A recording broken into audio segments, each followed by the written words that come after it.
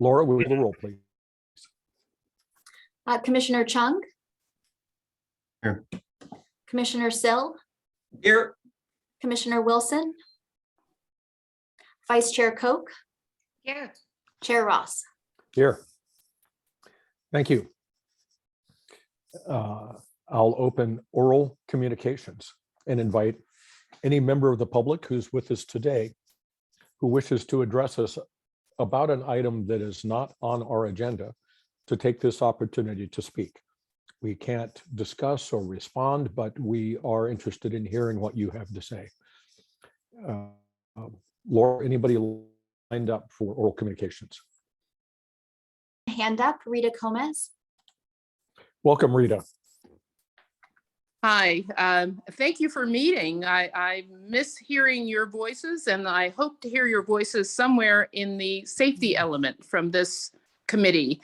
But my question is, in looking at the packet, the packet is over 200 pages, about 229 pages, and we no longer have the red pages. It seems to be in a lot of the committee meetings and the council meetings and the planning meeting that the red page, so that you can just go to the page rather than, go through page by page by page on your device. Is that a new process that this is not happening anymore? We're not doing the red pages that will just link you right to the page for that particular item? Or is this is just something that somebody forgot? Thank you. You're welcome. Thank you for speaking, Rita. Staff may have some insight about that. I don't. Unfortunately, as you can imagine, commissioners pretty much go through it page by page. So, but Through the chair, can I ask Rita for clarification? Because it worked for me. So can Rita, do you mind? Yeah, on all of my devices, like for the town council meeting, for this meeting, it just has the item like Alamos, but there's no red page to get me right to it. When I go to it, the first item on my packet is the Westridge, the one on the 1100 block on Westridge, not the Alamos one. And there are no, it usually says, like a red page, it's red, and it has a number that I could hit and it'll take me right to it. So it's a live link. Yeah. So like under new business, if you wanted to see 9 Buck Meadow, you just click on 9 Buck Meadow and it'll take you to that page of the packet. Yeah, I'll try it again because it just wasn't working on my device and I'm on my phone, and perhaps it just needs to be looked on. Through other meetings, the red page is not there. So if that could be, if that's new town, if that could be updated or looked into, I appreciate it. And I'm sure others will too. Some of the confusion may be that, like on the first version of the packet, one of the links doesn't work because it's not there, because it's in the second packet. Yeah, because the packet was so big this time. And so ASCC packets are a little bit different than all the other committees and commissions because you get so many attachments. Only planning commission sometimes gets as much information as you get. So we'll think about that as we're thinking about, more upgrades to the packet. So thanks for that feedback. Thank you. Thank you, Rita. Laura, is there anyone else wishing to speak? There are no other hands up for oral communications. All right. I'll close oral communications and we'll dive right into new business. So Laura, if you want to alert the applicants team for item 1. So the easiest way, applicant team, if you're here for 300 Alamos, would you raise your hand and I will make you a panelist in the meeting. 300 Alamos. Yes, I see Bernard for that. I see Sutton Suzuki. I don't know if that's Elizabeth maybe for that. So just be sure to raise your hand so we can get you. Okay, we're getting there.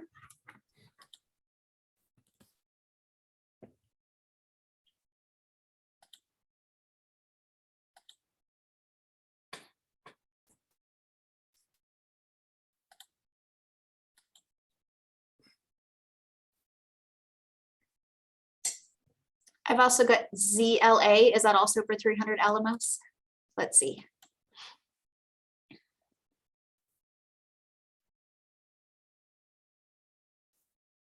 Good.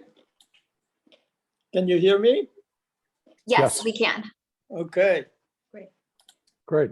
Thank you. Thank you for joining in. I'll I don't know introduce if the item. Ron Sutton is connected yet or not, or? Yeah, so is the applicant team, is anyone else expected? Yes, I expect Ron Sutton, the architect, and Elizabeth Suzuki, who's also part of the architect. The link that we were sent didn't seem to work, so I reverted to the link that was provided in the pamphlet that you mailed, and that seemed to work. So I wonder if Sutton has the same. I'm going to text him and let him know. I'm here. Oh, you're Oh, here. good, okay. Yes, Good. I'm here. Sorry, I couldn't get my mic off, but it's off or on, but it's on now. Yeah. So I'm here. So I'll just turn my mic back off. So we're done. Great. Okay. Welcome.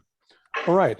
This, item number 1 is a preliminary architectural and site development review of a new single-family residence at 300 Alamos Drive, the LaCrute residence. And I believe Ralph Robinson is the planner on this one and probably has a presentation. Yes, thank you, Dave. And let me get that pulled up here. That's my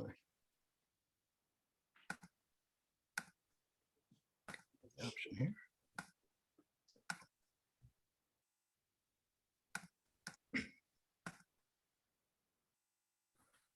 All right, well, good evening, everyone. Good evening, commissioners, and thank you for your time today and listening to this presentation, reviewing this project at 300 Alamos. So what we're dealing with is a preliminary review for a new residence, garage, pool, and other landscape improvements on the property. So here's the site here, 300 Alamos. It's towards the end of a dead-end road that is off of Westridge. It is located in the Westridge HOA. Now, if you've been out to the property, you know where the street access is kind of at the top portion, and then the property kind of downslope somewhat dramatically from there to the back of the neighboring properties at Dedelara Drive. And the slope and the associated complications with that will, of course, come up as we go through our application here. So what is being proposed is to replace the existing residence with a new, total of 7,082 square feet of floor area. And this would be for a main residence and detached garage. So you can see the main residence situated at the top of the page here and the garage just below that. Now the residence includes a basement lower level that is mostly excluded from the floor area calculations. A portion of that, however, about 30% of it is daylit. So that is counted towards our overall floor area. You can see our floor plan for the lower level here, as well as our floor plan for our upper level here. And we see about 4,100 square feet for this main level, and as well as a 540 square feet for an attached carport. And here as well is our floor plan for our detached garage, just over 1,800 square feet. Now, as you can see here, this is looking roughly up the property towards, Alamos Road. So you can see the daylit portion of the basement here. The new residence will have a pretty dramatic increase in the overall heights, although still within the requirements of our zoning code. You can see, get a sense of the materials here, which we'll also review a bit further. And here we are looking west and east. So this gives you the orientation of the residence and the garage location. So they both share a parking area between them, coming down the hill from Alamos. So as we saw just now, we have our materials here. So we have these Neolith porcelain panels with this iron color for our roofs. Our walls are cement plaster and natural stone, as well as some accent walls made of board form concrete. And we have aluminum windows and doors in this light bronze color represented in panel number 5 here. Of course, with the intention of providing a natural color palette, and all colors did comply with our light reflectivity value limits and the design guidelines of the town. Now the site is proposing to increase the overall amount of impervious surface, so to 10,879 square feet. This is roughly 1,000 square feet less than the impervious surface max that is allowed this property. Much of this impervious surface is for the driveway and auto court. And as we're going to cover a bit with the site development portion of this, the driveway and outer court, did have to be expanded per the requirements of the fire department. And so what we now have is a shared parking area between what is a detached garage as intended as a showroom, I believe, for the applicant's car collection. And they may get into that or brag on that a bit more during the Yeah. presentation. So we also have a pool area and pool terrace in the rear of the property, kind of looking down the hill somewhat. Now, as for our landscaping, we will get into our tree removals in just a second as well. But we see primarily the native grasses are left here in the rear of the property, with the landscaping concentrated around the driveway and the structures themselves. The site is well within its allowed water use, in fact, only using 71% of the total allowed water usage. As part of this landscaping plan, the applicant is also proposing to plant 29 new trees of various oak species. This is to replace what would be a total of 26 tree removals, which we will get into a bit more here.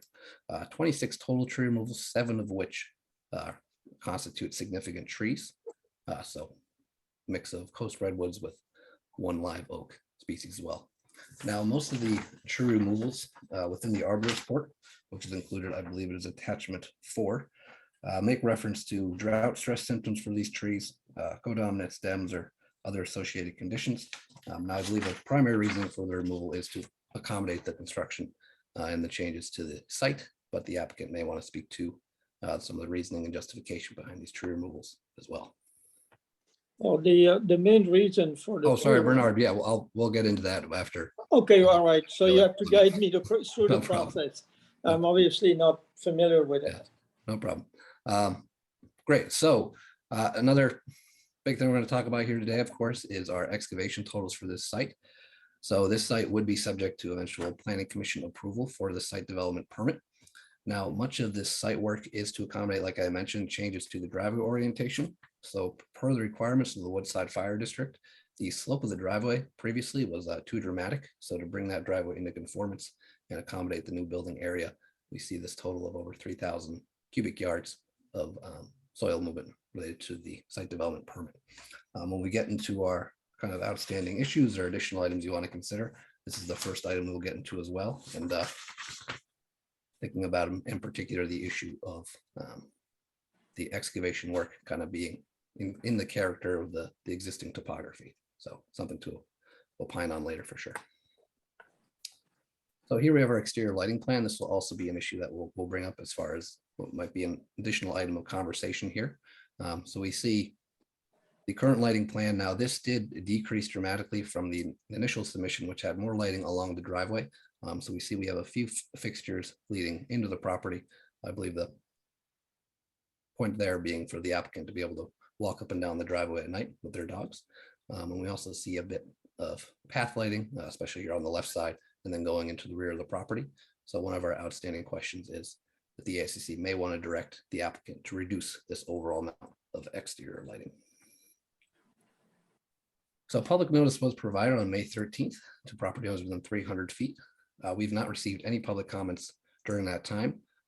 That said, there was a approval letter from the Westridge HOA that was provided in December. That letter does note that the HOA was strongly in support of the project. Bernard may speak to the content of that letter a little further as well, and I'd be happy to answer your questions related to that further. So as we alluded to, of course, the amount of grading on the site is certainly an item of conversation for you all here today as you think about recommendations to the applicant and then eventually moving forward when this does get approved to go to planning commission, and how you'd like to direct staff in the planning commission from there. Also the ground movement potential designation. So it is within the PS area. Now the town geologist did approve the project as it's currently constituted. But again, you may want to provide further direction or consideration on that. Now the landscaping, the comment was received from the Conservation Committee and staff that the landscaping had something of a linear kind of manufactured feel to it. Now the landscaping plan that's provided in L2, I believe it was attachment 2, which was our complete plan set. ASCC may want to provide further comment there. And lastly, also the outdoor lighting. We saw there was a great amount of recessed lighting for the residents in the garage. But again, that may want to be at the staff's direction is to reduce that by about half. So ASCC may want to provide further comment there. One other item too that was not within the, excuse me, the staff analysis portion, but worth pointing out, there was a kind of an outstanding comment regarding the amount of fencing, including with the project. So that was provided by the Conservation Committee. That fencing plan is also included in the landscape plan on L2 and L2-1 in attachment 2.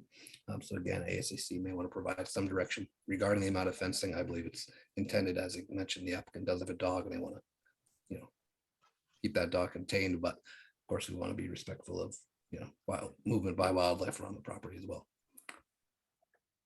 So from here, we're just looking for, you know, some good discussion and go around these issues and offer the applicant and staff some direction on how to best move forward from here.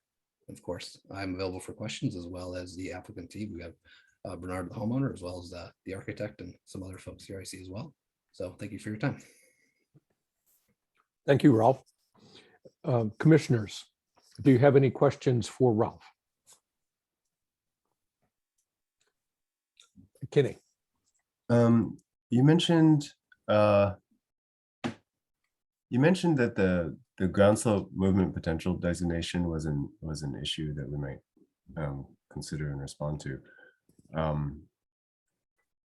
My understanding is that that's a planning commission issue. Is in terms of the ASCC's responsibilities, is there some degree to which we're meant to assess a deviation? Is a deviation required for this project? Yeah, so I'm sorry. I'll let you take that. Yeah. Yeah, the I'll have that. ASCC doesn't have a specific role related to it. It is a planning commission action. So we're just drawing it to your attention. Sometimes, you know, the ASCC may make recommendations that affect other aspects of the project. So we wanted to make sure you were aware of that and that that's part of the planning commission decision. So you do not need to make any recommendations and you're not required to. Okay. We wanted you to be aware of it more than anything.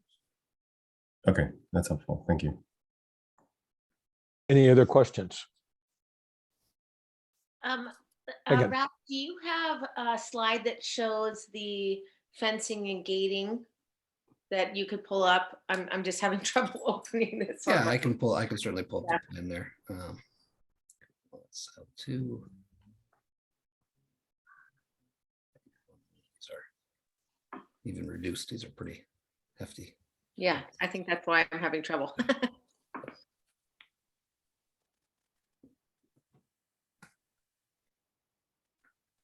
Go.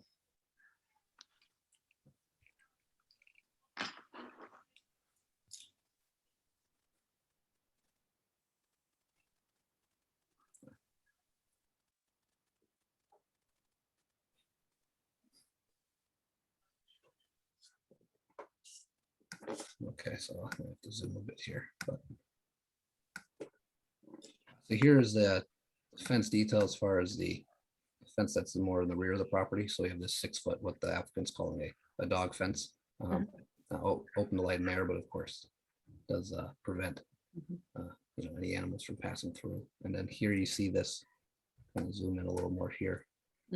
This kind of somewhat dashed line with these posts here. So this is our proposed fence, and you see it pretty much extends, you know, around the entire property essentially. And then yeah, and then I'd love to see how the garage engaged. I mean, not the garage, the driveway engages with it. Yeah, so it comes down 6 feet, and then there is this transition down towards the gate to a 4 foot, to the 4 foot gate here. Also transitions, I believe, around this kind of perimeter of the auto court area to that 4 foot fence as well. Okay.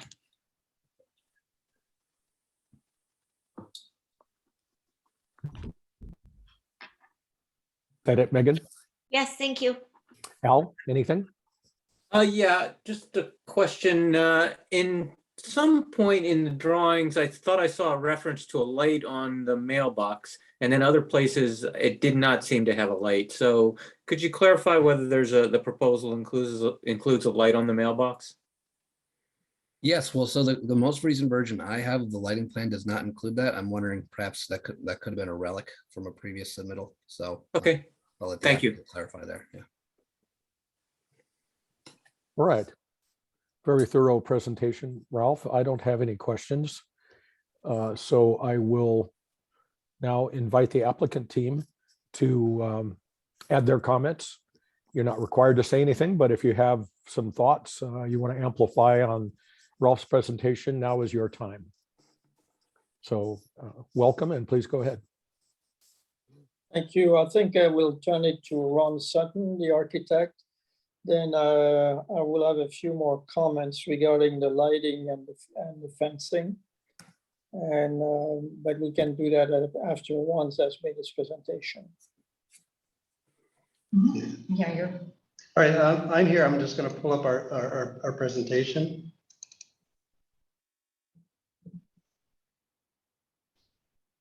Does this come up on your screens? No, Nope. not yet. Ralph may need to let us share the screen. You should be able to.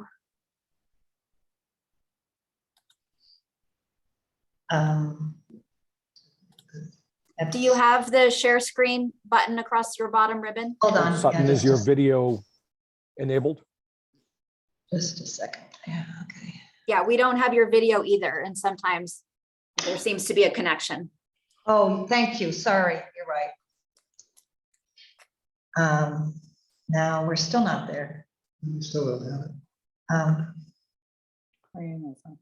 Oh, for heaven's sakes. But I think we can see your office. Yep. Oh, you that's- can? Oh, okay. Yes. Okay, then that's one step. Okay. Can you see that? No, we No. can see the Let's see your office. but screen. We that's see it. the plans on the table. So it doesn't, the share screen does not come up.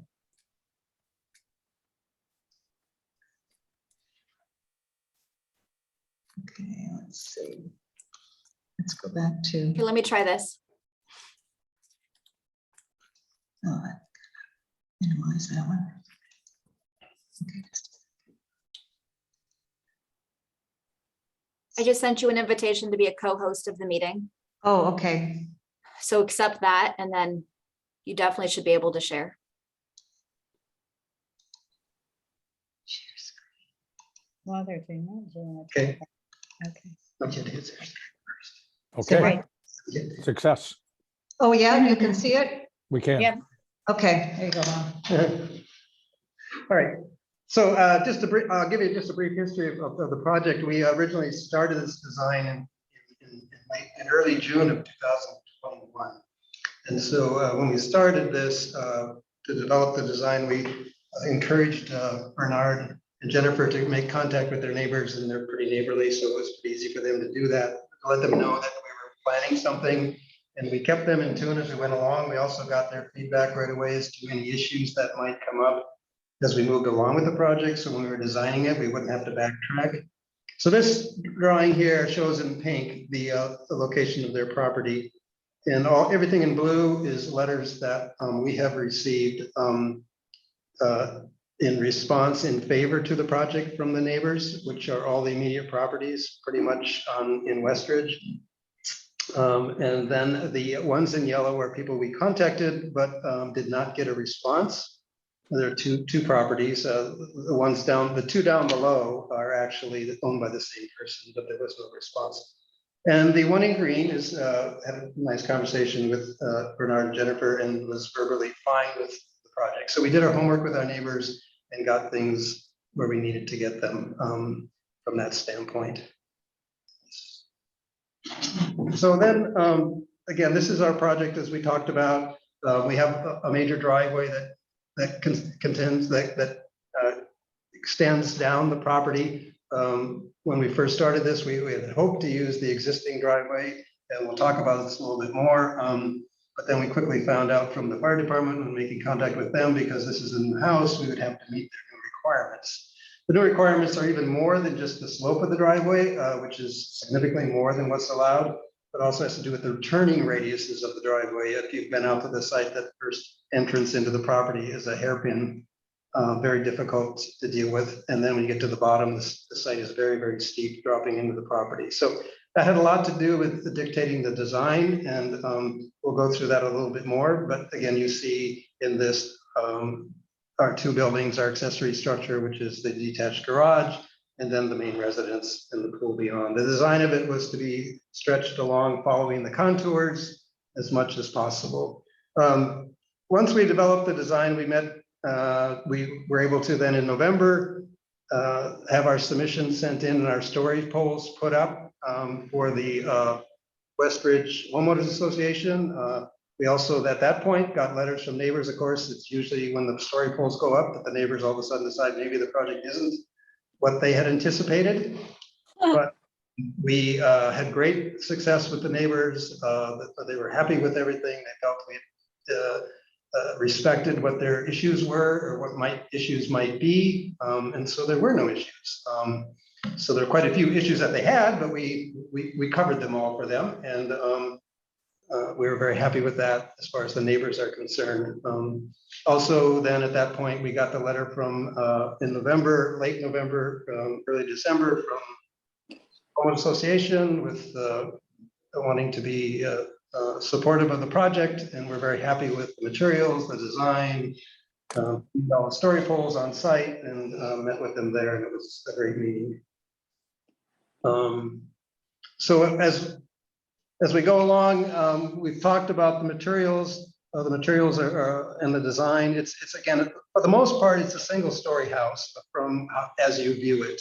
The main level is all the way across the site in concert with the contours of the property, and so it blends into the site. The garage unit is built into the hillside. It serves a couple of purposes, which we'll talk about in relation to the driveway. It's retained on the backside. And then by doing that, we reduce the mass of the building and build it into the hillside. It takes a bit of grading to do that, but it also helps retain the driveway, which we'll talk about a bit more. So that's kind of the design concept, was to keep a single story building. We have the potential on site to build a second story up, but it was decided in our process that we would, as you saw in our early presentation by Ralph, that we decided instead to put those secondary spaces below the house. So it maintains this kind of single story look from the backside, from the north side, and from the east side of the property. And you only see that second story lower level from the west side, where nobody sees it over there. It's really tucked down. There was a natural swale in the grade there on the existing property, and we used that to put that lower level down there as not to create more bulk and mass. Again, it took a little bit more grading to do that, but we actually feel it fits the site better by doing that. It's more agreeable to neighbors. The design of the house is that we have all fire resistant materials. The design is what we call, and I'm going to stretch it a bit, a contemporary barn. The materials are traditional in some senses, in some senses contemporary. The idea is that on the bookends of each building, the garage to the left and the house to the right, there's flat roofs, lower flat roofs that then support this higher volume, which is in the residence over the living area.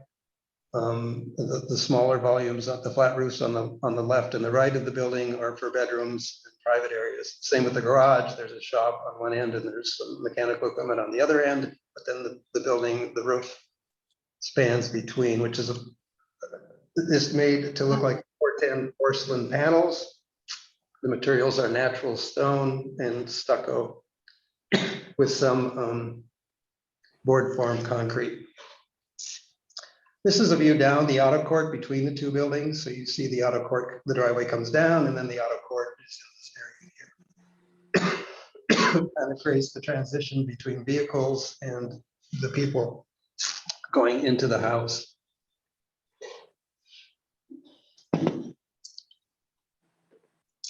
This is from the other end of the house, looking down. You see on the right side, the garage unit, and then on the accessory structure, and then on the left side, the carport, but then the flat roofs, and then the supporting spanning larger volume, which is the living room, dining room, and kitchen. This is from the west side. This is where the main level is the upper level of this, which is the stucco portion of this. The lower part, which is stone, transitions down instead of up into what was a natural swale here. And then from the other side, which would be the east, we have the master bedroom wing in the foreground with the flat roofs, the natural stone and plaster. And then the spanning of the barn roof, which spans over the large opening, which is the living dining area. And then on the far end, an outdoor terraced area, and then the bedrooms beyond. So at this level, we have kind of this single story look. So then I need to pull up our second set of drawings. You can just give us a minute to do this. Go ahead, no problem.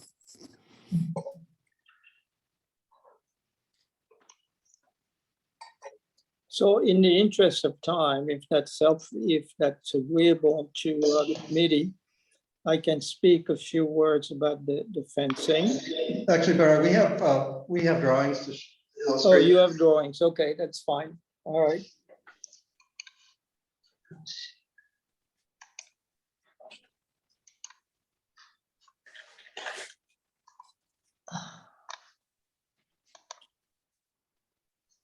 I need to go back to the share. It is? It's not two? Oh. Okay. Oh.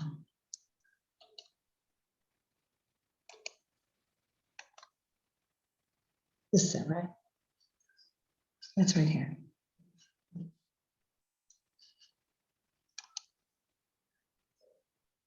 Yeah. Did that come up? Did that come up? Yes. Okay, so the point of this is we kind of discussed the issues of the driveway and the other issues that came up. So this is the existing driveway, and you can see right up on Alamos that the driveway turns in here at a very sharp hairpin turn and it starts to head downhill. As you go down the hill, it gets steeper and steeper until you get down to what was be the auto court in the existing house. Our original intent was to hopefully save this driveway and use that auto court and put the house in that same position. This drawing represents what we ended up finding out is actually the requirements of the fire department. Not only is the steepness have to be reduced significantly, but there are indicated here, if you see my arrow, the 40-foot radiuses that are required on a turn. So no more hairpins, no more thing like that. So any kind of turn we would do has to have a 40-foot radius. So what that immediately did is push the driveway way out onto the hillside, much further than we anticipated, because we have to get down almost 30 some feet. And so we have to stretch the driveway out to get that to work. We had another 40, we went all the way across the site as far as we could and had another 40-foot radius. That's to the outside. And then of course, because our driveway was over 150 feet, we were then required to have, at the end here, the lighter pink is this turnaround for the fire trucks. So this is kind of what we had to use to design from, and it was significantly different than where we started with this driveway. And we were, obviously, there's a lot of money involved with this. There's retaining wall involved to support this wall. The wall actually is shown here. That wall would be somewhere in the neighborhood of 50 feet at the highest, maybe a little bit more to support this driveway because the grade falls off so fast. So in essence, it kind of limited some of the site we could use, but we had this large space in between the hairpins just because the nature, or not the hairpins, the turns in the driveway. And so we thought, well, if there's a way we could use that to help us push the house back to the up the hill, that or any part of the buildings up to the hill, would be helpful. There's also a front yard setback here, 25 feet that we couldn't go past. I'm sorry, 50 feet, 50-foot setback.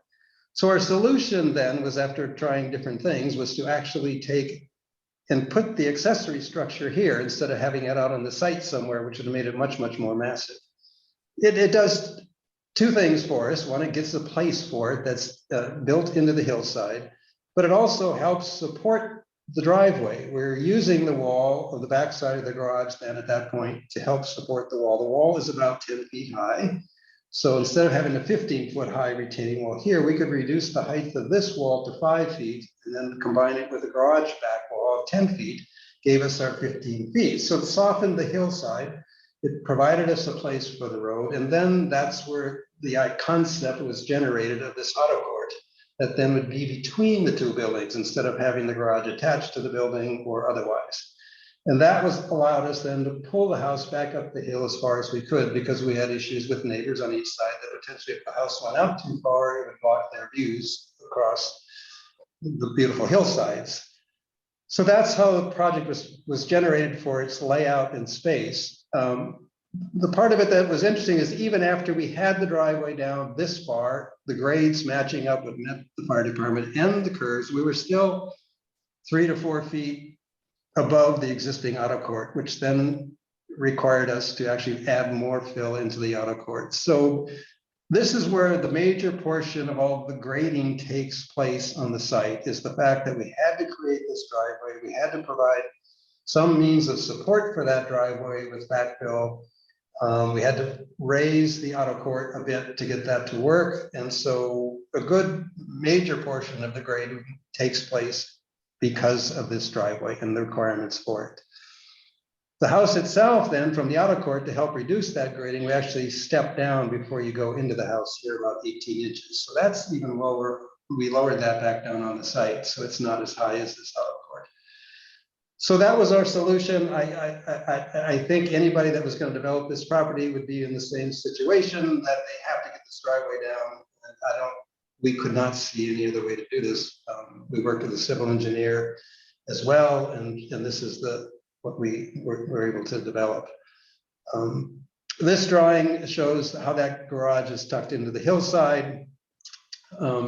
This line right here is the line of the existing grade, which comes down and is below the carport.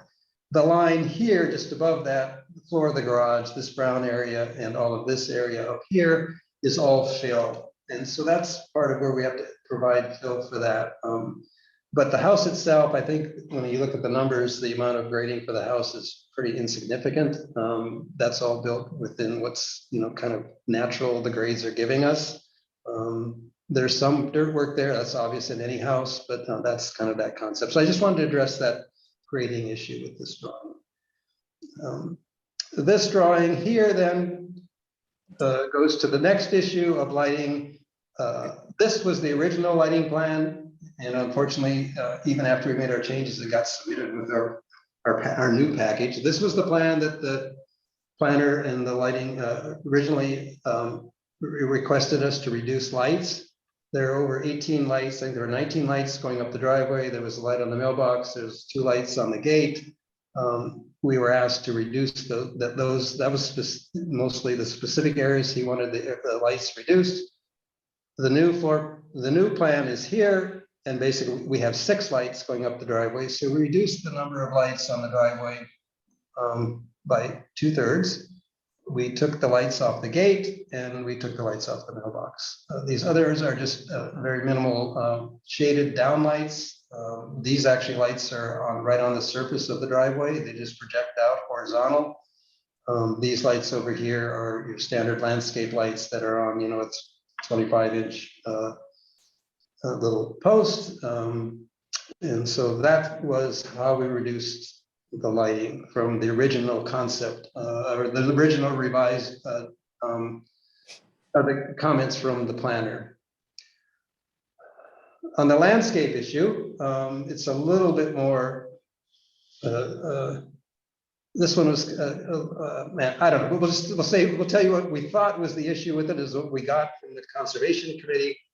The original plan is on the left, and there was a series of plantings that looked like they were linear to them. There was this line down the driveway.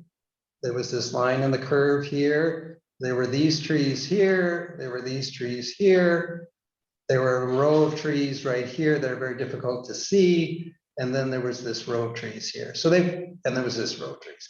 So they felt that design concept was a bit linear. So our revised plan is the one on the right. As you can see, going down the driveway, and in this area, these clumps were broken up. This linear here was taken away. The linear trees over here, which is on this line, these were just dispersed a little bit. The ones over here, the same. They were just made more natural looking. So right at this point, the only linear line that we're proposing is right here at the end of the outer court. And why those trees are there is the neighbor on this side, on the west, was concerned about privacy. And we have a limited amount of space between the property line and the end of what we needed for the hammerhead. So we didn't see any way to provide this kind of screening without a linear row of trees there. So we're asking, I guess, that hopefully we can keep this linear row of trees here for screening for the neighbor. So that's the landscape. The fence. So the fence, the original fence that was commented on in the package from the planner, original concept submission, was this site plan, which was the red fence, so the red line. So what we had was a gate up at the road here across the driveway. It was in just far enough to meet the requirements to pull in without being on the street. The fence went around the perimeter of the property on the property line, all the way around like that. So that was the fence. In comments from, again, the planner, Dylan Parker, the new fence was changed. So the gate, which is up here at the driveway, was pulled all the way down to this location here. And there's a fence that goes across, I'm sorry, we graphically forgot to put it in, that goes to the garage there. So this fence starts here. We use the garage now as part of the fence instead of a fence up here. The gate went across. The fence now is inside the setback. So this is the setback line, and it goes down here. It's pulled up from the bottom, goes across the bottom of the property here and across here, and then comes up here. And then we use the existing new retaining wall here as our barrier, so it stops there. So the fence has been significantly reduced in its area. We know it doesn't keep out deer. That's not the intent. The intent is to keep the dogs in. So we significantly reduced where the gate was, and what you see on the street, obviously, you put all down onto the site and reduce the amount of fencing in the area that's enclosed. So now this large portion of the bottom part of the lot, the side yards, the large portion of the front is now wide open for animals to move and be open and not be so enclosed. So that is that. And Bernard, maybe we want to talk a little bit more about the fence, and he can. Well, the fence is on the 20-foot setback line. Originally, Mr. Parker had told us that we could put a fence throughout the property along the 20-foot line setback. The commission, the conservation committee suggested that it was too large, and we agree with it. We agree that we want to have enough space for the wildlife, but we also wanted to have protection for our dogs. We typically have 2 large dogs, and have protection for the dogs, the wildlife, and the neighbors. So we reduced the size dramatically, still on a 20-foot line, but cutting across. Do you have a picture now, Ron, of the new fence? That's all I have. What? That's what I have. You don't have the new fence? It's clear there, the yellow line. Oh, the new fence location. Yes, yes. I'm Yeah. sorry. The design didn't change. I'm sorry, the fence design didn't change. Right. The gate changed. Can you pull that drawing, please? This has the fence on it, the new one. No. The proposed line now, which was submitted in March. I believe our packet contains that drawing. Yes, It did. He showed it early your on. packet contains that, yes. So Yeah. we followed the recommendation of the Conservation Committee and reduced the amount of fencing by roughly 50%. Yeah, to reiterate that this yellow line that I'm pointing at is the new fence proposal. Oh, the yellow line, it's there, can you see? Oh, yeah, I see It's it. there. It's very Yeah. hard to see. That's why, I'm Yeah. sorry. We're kind of in the sun, so it's a little harder to see that. Yeah, it was clear on, I don't know what happened, but the graphic is, could have used a better graphic, sorry. No worries. Yeah. The one other comment then that I have is if we were to go, the other comment that came up in Ralph's report was the, if we go back to this existing plan. So originally, or on the site now, there's a clump of redwood trees here, Yes. and there's a couple over here. We had to, because of the driveway swinging down further, we were going to take out 1 or 2 of these redwood trees and potentially save the others. In our first submission, those trees were on our drawing. And then the Conservation Committee, in their comments, if you read them, basically said we'd appreciate if you take them all out. So that's what we agreed to do based on their recommendation. So the redwoods would go away and Bernard's replaced them with some very nice oak trees. And the suggestion was that those trees were in poor conditions because of the drought, not native to the area and basically fire hazards. And we concurred with the Conservation Committee Yeah. recommendation. Yeah. So the only other comments I have on the house that we, you know, Bernard. What?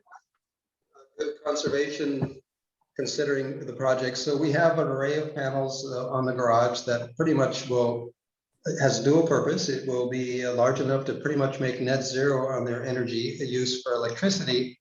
And he's going to be using state-of-the-art high-end heat pumps, electric heat pump system for heating and cooling the house. And so all these things will be very efficient. The solar panels are dual, which is not a dual purpose panel, which also they have an ability to be photovoltaic and produce electricity, but they also are hot water heating. So they will provide electricity for the house as well as all the hot water needs for the house, as well as the pool and the spa. So again, the energy efficiency of that. They're also, Bernard and Jennifer want to put in a rain harvesting system. We've shown some tanks on the drawing that would be gathering most of the runoff of this property in the impervious surfaces. So we're doing the driveway, the auto court, the roofs, all will go into a major tank system underground that will, the water then of course will reduce usage from the local water system. There should be enough water to do most of the irrigation. And second part of it is that they also will be used for a fire suppression system. So there will be in the landscape grass areas, there will be a fire suppression system hooked up to this system that will then, if there is a wildfire, the system can go on. It's battery backed up, and it should do a great job to help with any kind of fire situation that might occur. So those are just some of the highlights of the house. And again, all the materials are fire-resistant materials, of course, the panels, the stone, the stucco, trying to meet the standards of the and the concerns of Portola Valley for the fire. Maybe I over-talked, but anyway, I think that's kind of the end of our submission or our presentation. And if there's any questions and anybody else wants to pull up drawings, we can do that. Thank you, Sutton. Thank you, Bernard. Commissioners, how about questions? Megan, you want to Yeah, go first? sure. I do have a question about the carport. What is the lighting associated in the carport, and will there be charging stations or whatnot in that area as well? Well, there'll be, there's no, probably just as be a downlight system, so the direct light directly down. There's no reason to, there's no anything going on in the carport other than parking the car and then getting into the house, which is a short transition. And then there will be, by code, I think we're required to put in one charging station.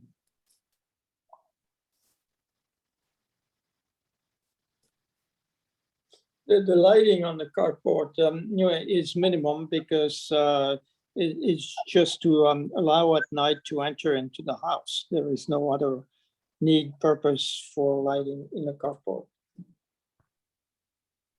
Great, thank you. That's the only question I have right now. Kenny, do you have questions? No, none from, well, maybe just if the applicants are willing to stagger those trees that are sort of along the line, both the spacing and the alignment of those trees. It sounds like probably. We certainly would do that if we can, but it's a very, very narrow band because we are limited at one end by the requirement of the turnaround for the fire department and the neighbor's fence on the other side. So we can play with it a little bit within a, maybe a foot or so, but not much more than that because there is no space. Understood. Also, one I guess that some previous applicants have done to try and help that kind of situation is to vary the spacing a little bit. Sure. Not evenly spaced. Be happy to do that. Yeah, it's not a problem. Anything else? No, nothing else for me. Al, do you have questions? Just one question. I'm curious, how big are the rain harvesting tanks? How many gallons of water can you hold? We are planning 120,000 gallons. Great. Boy, that's impressive. Okay, thanks. All right. And I had just a single question, and that is about grading in general.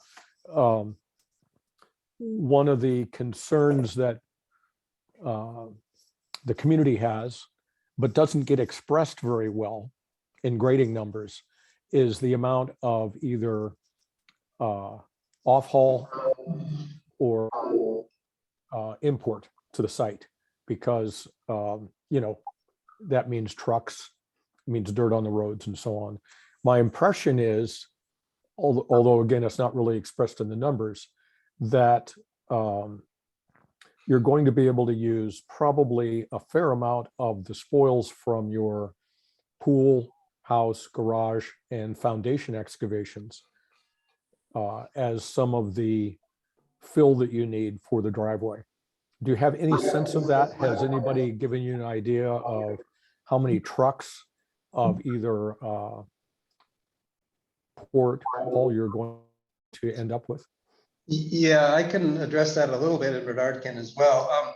You're correct. We are in the calculations that that are shown on that chart. We're not allowed to use any of the spoils from the foundations. We'll have this site that we have by the way, we have a civil engineer and we have a geotechnical engineer. Just to be your concern, Kenny, about the soil conditions on the site. Once we had a design, we had a preliminary approval from them, the geotechnical engineer, that the site was buildable, that this issue of the bigger slide was not in this area or the concern about it. But once it was done, we went on and did a full soils report. We did borings. There was, I think, 8 of them. And the full report, I believe, is in your package. So Murray Pacific has the geotechnical engineer sees no problem whatsoever with it. It was based on our design, by the way. We put them where the corners of our house was and whatever, that there should be no issue on this site with the soils as far as, but they would require drilled piers. And probably a pretty significant number of them. They will generate a lot of soil. They're going to generate maybe 2 cubic yards per pier, depending. Actually was on the site today going over that with a potential contractor and also a grading contractor that would be digging this. They've put some numbers together. They said they're very preliminary because, of course, we don't have structural drawings yet, but based on normal understanding of how piers are spaced, and the size of them of 24 inches in diameter. They're looking at this that they said is almost in the end an even cut and fill, that there's going to be quite a bit of soil generated from the foundations and footings, which we aren't allowed to put into our calculations. So when you see that number, and it's not 3,000, if you look at the number that's on the list, it's 2,000 square feet of fill, which is a significant amount, there's no question. But even on that report, even though the report from Ralph says 3,000, it's actually 2,000, a little over 2,000.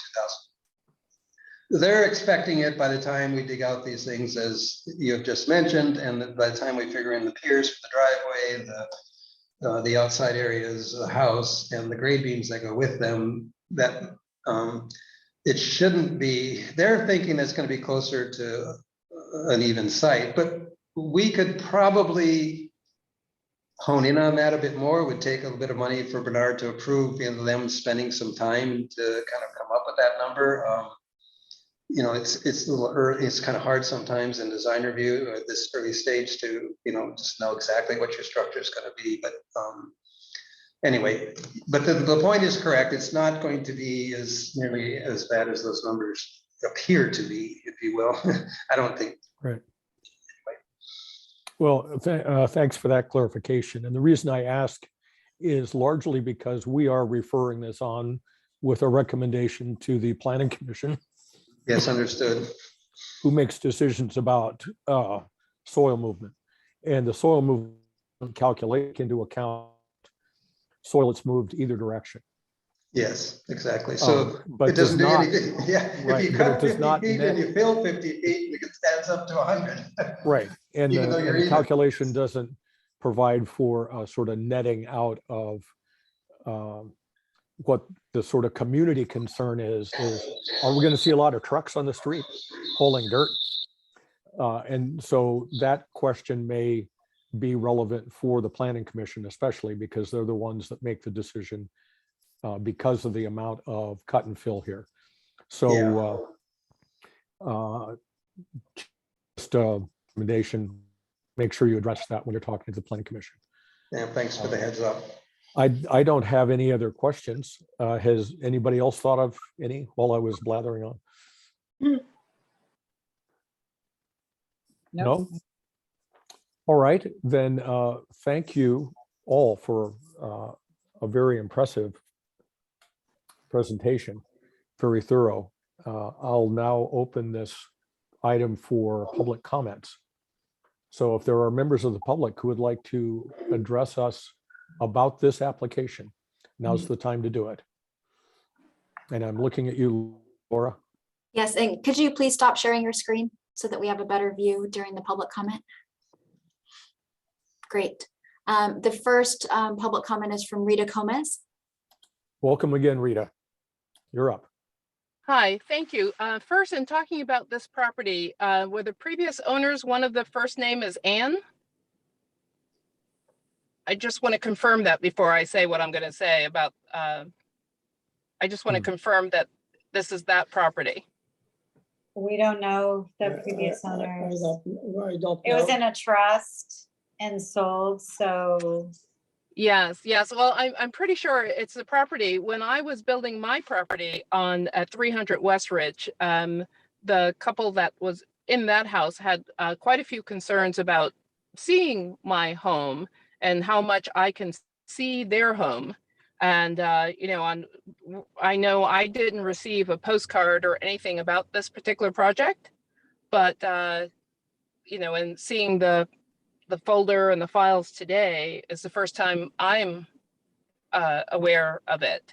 And so I don't know what the visual impact it will be for me at 300 West Ridge.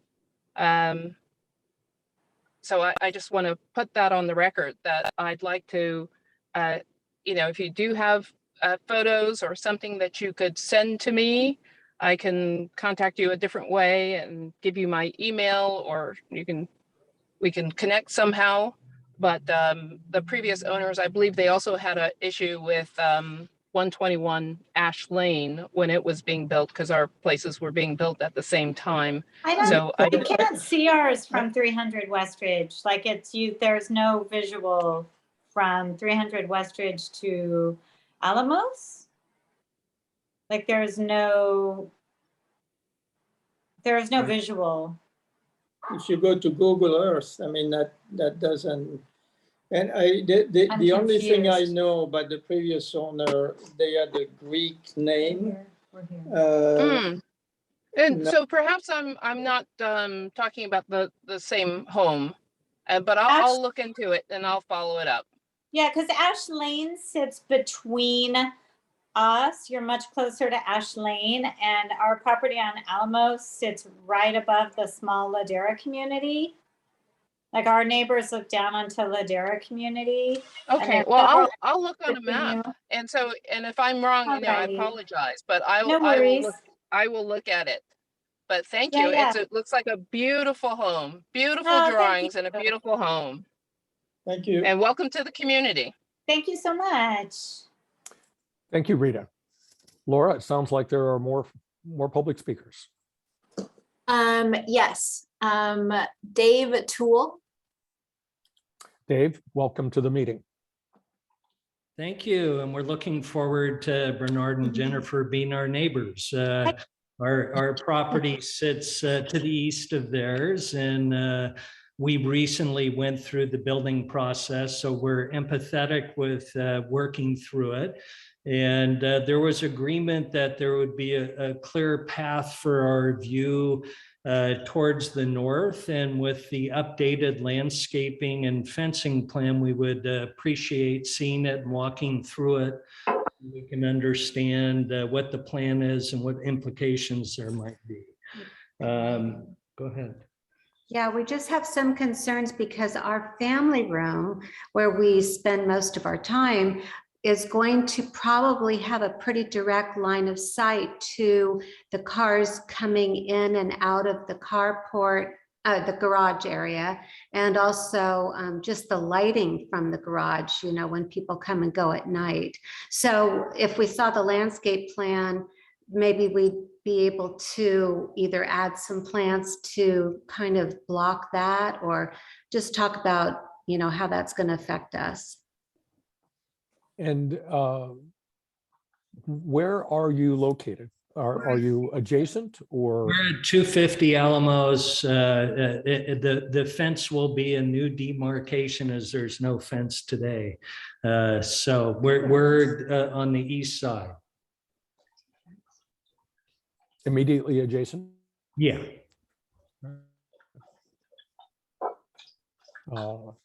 And I'll just and we've comment for reviewed the people in general. plans. We think everything's exciting and looks good. You know, we just have a couple of sensitivities, but overall, we're very pleased with the work that's going on. Thank you. The story poles are up, so yeah, if you can and the structure is fine. We have no Uh-huh. problem with the structure. Just hadn't seen the updated landscaping. Like to review it. That's all. All right, and I believe the plans are available online. Okay, And, wonderful. Laura, maybe you can either now or offline give people some help on how to find those. Yeah, the plans are included in the package for this meeting.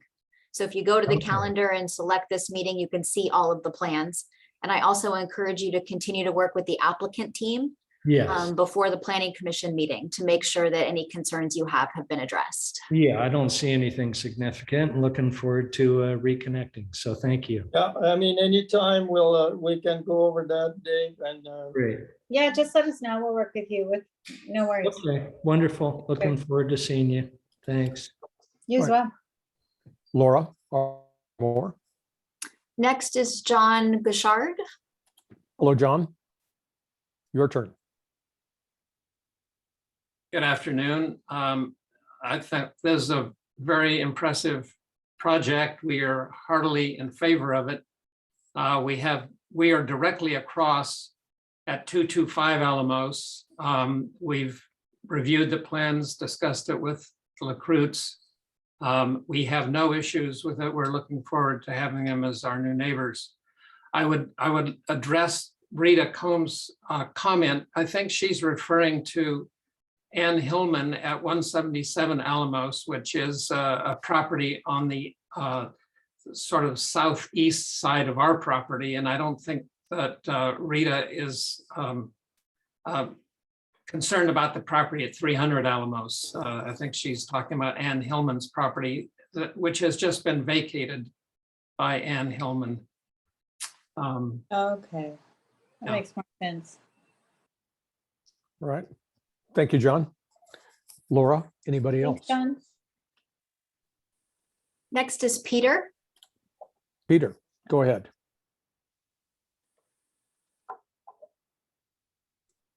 Peter, you can unmute on your end. Okay, I'm at 331 Alamos, and I've met Mr. LeCote, and I'm very impressed with the presentation from the architect. And looking forward to the project. A wee bit of concern in terms of the traffic impact along the road during construction. So anything to mitigate that would be helpful, since I'm down the hill from the project. Yes, that's a good point. We have taken into account parking of the contractor vehicles on the natural courtyard area. That's something that I think some neighbors have raised as a concern, the parking and the traffic. And I think the plan that we have in place to park the vehicles, where not on the street, but in the pads in the construction area, should alleviate the concerns there. On site, so they won't be on the road. Okay, that's certainly going to be very helpful. No doubt. That's all I had to say. Thank you for your comment, Peter. Yeah. Laura, do we? That is all the public comment. All right. Thank you, everybody, for your comments. I'll close the public hearing portion and return to commissioners for discussion, keeping in mind that we're making a recommendation to the Planning Commission. And Laura, did I miss something? No, not at all. I Oh. just wanted to add, we would like to hear from the ASCC if you think this project is ready to go forward to Planning Commission at this point, or whether you would like to see it again. So that we did not, make any recommendation or note in the staff report, but we'd like to hear your opinion on that, please. Thank you for that. Megan, why don't you start us off? Sure. Well, I absolutely love the materials that have been chosen here. Those porcelain tiles that have the look of Corten. I think that's very innovative and something that we might want to put out into our public records, that they can see that here's another great fire safe material. And so I'm very impressed with that. It is a difficult steep lot. And I appreciate how the car garage is actually, built into that hillside. I think that's a very smart use and support of that hillside. So I'm happy about that. I would love to see just a little less lighting, of course, as I always do, especially in that portion that backs up, the parking portion that would be to your northern neighbor, would be northern. It appears there's just a lot of lighting there that's probably not necessary. But I do appreciate the driveway lighting that you have changed and modified to a significantly less number. I think it's just it's a really neat project. I'm in support. I love how you changed the fencing and brought it in. There's corridors for animals. I support removing the redwood trees and keeping your landscaping minimal and native. Yeah, I think it's a great project. I'm in support here. Great. Thank you. Do you think it's ready to move along to planning? Yeah, I absolutely do. I think some lighting could be changed, but that's not anything that only a few ASCC members could look at. It appears that the neighbor issues with the driveway with some screening can be done on site during the time when it's appropriate. But I think it's ready, personally. Great, thanks. Kenny, what do you think? I agree with Megan. I think it's ready for the planning commission to see it. I think so. We've been asked to respond on the grading question. I think the applicants have done a fine job providing a reasonable explanation for the large grading figures. On the soils designation, I see that there's geotechnical investigation, a full geotechnical report, and my understanding is that the town policies are accepting of there being engineering solutions to challenging soils. So I don't think the planning commission, I wouldn't expect the planning commission to have an issue given the engineering work. On the landscaping, the applicants have already been responsive to this issue of the staggered trees and are offering to be further responsive to that. The only thing that comes to mind is the fire department recommendations on the proximity of vegetation to the structure.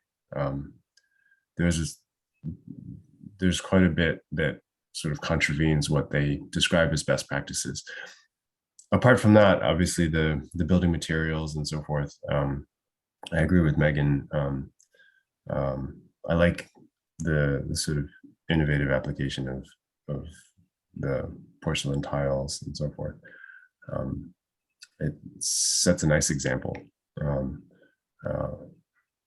works to define an aesthetic that sort of speaks to the fire hardness and without doing so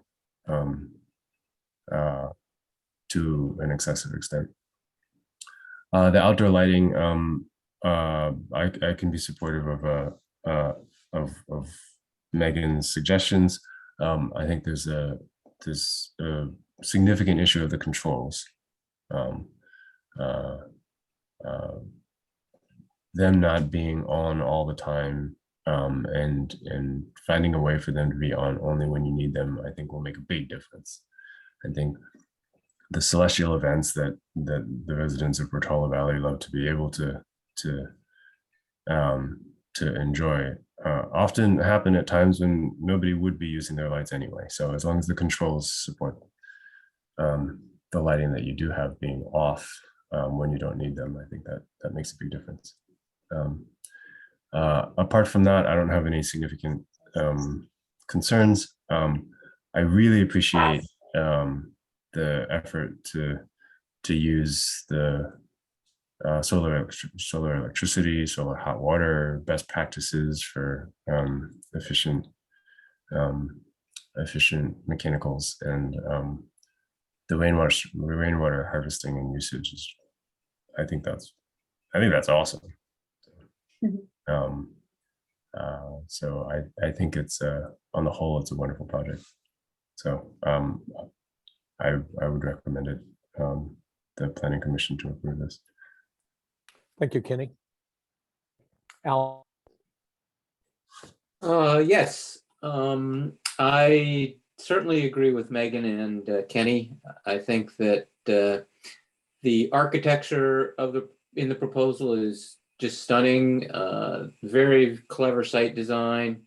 I think that given the complexity of the issues you were faced with, the grading solution is the right solution, even though it's more earth movement than we typically see. I think it's the right solution for this lot. It's great seeing fire resistant building materials. I'm happy to see the modifications that you've made. I would have objected to the linearity of the plantings and the fence layout in the original proposal, but it's great to see that you've modified those from the original submittals, and now I think that the fencing is quite appropriate, and you know, there you still have the linear arbutus, but I think that I can kind of understand why they're there, and there's probably not a whole bunch you're going to be able to do with those. And I think that the sustainable aspects of the design are great. The plant choices in the landscaping seem appropriate.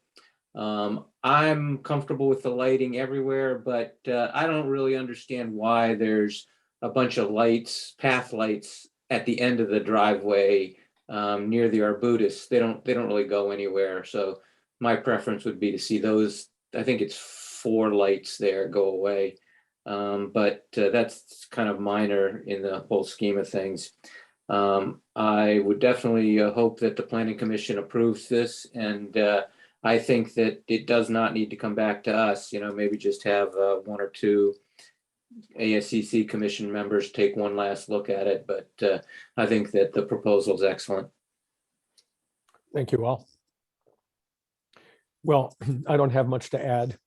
I think it is an outstanding application in many respects. I really appreciate the way that you crafted the design to fit better into the topography, take advantage of the swale rather than adding a second story.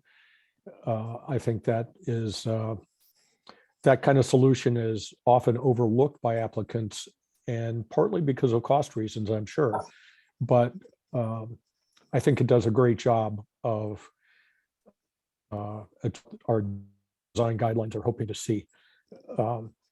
The materials at the same time as being fire hardened are also quite natural in feel and contribute to the way this project addresses the topography. It's really great. The sustainability of the project, even with I would often expect Al to have a comment about a 71% WELO, but I know what's going through his mind, which is, wow, with a 150,000 gallon rainwater harvesting tank, you're probably never going to get anywhere near that. Right. Yeah. Water use. And I appreciate that aspect of the project very much. In terms of self-sufficiency and sustainability, the durability of the materials and the nature of the construction, this house may not need to ever be replaced. This may be a 100-year house. That's what we're going for. And if that's what you're trying to achieve, I think you're succeeding. No landfill. Yeah. I have no problem at all removing the redwood trees. I agree with the Conservation Committee completely that that is not a natural location. They will never thrive there unless you water them. And redwood trees take a lot of water. So please take them down. The only minor item I would have is the same as my fellow commissioners, and that is I hope you have a very good purpose for the path lighting at the hammerhead portion of the driveway. It's kind of usually path lighting is for a path that goes somewhere. And it looks to me like it's more decorative than useful. So if that's optional for you and you want to save $1 on your project, that would be a place to it's lighting. Yeah, the lighting is definitely optional. It's not an issue. And also Yeah. the way we use the lighting, I appreciate the comment that somebody made. I don't remember. We Kenny. don't turn the lights on automatically. We turn them on when they're needed, rather than being on a cell that says, okay, it's time to turn them on. As well, we are extremely environmentally conscious for our grandchildren, and yeah. Yes, and your treatment of the downhill side of the property tells me that as well. I can't tell you how much I appreciate your desire to leave that open hillside as it is. A tree here or there is fine, but that hillside is very much like the native Portola Valley that you would have seen 100 years ago. And on site, we discussed a little bit about being careful about invasives. You don't have a terrible problem with invasives, but I know you'll keep an eye out for those as you develop the property. Sometimes those invasives come in during the mass excavation and grading project. It might be useful to, if you're getting any soil import at all, to have there's a special sort of iron mat that gets developed for trucks coming in to clean off the wheels if they're bringing in soil from another site that might be contaminated with, say, nitricia or broom or something like that, to knock that stuff off before it gets into your landscape. Oh, that's good to That's a very know. good, Yeah, thank very you. good suggestion. Yeah, very good. So talk to your grading contractor about that. Yeah, less for us to deal with.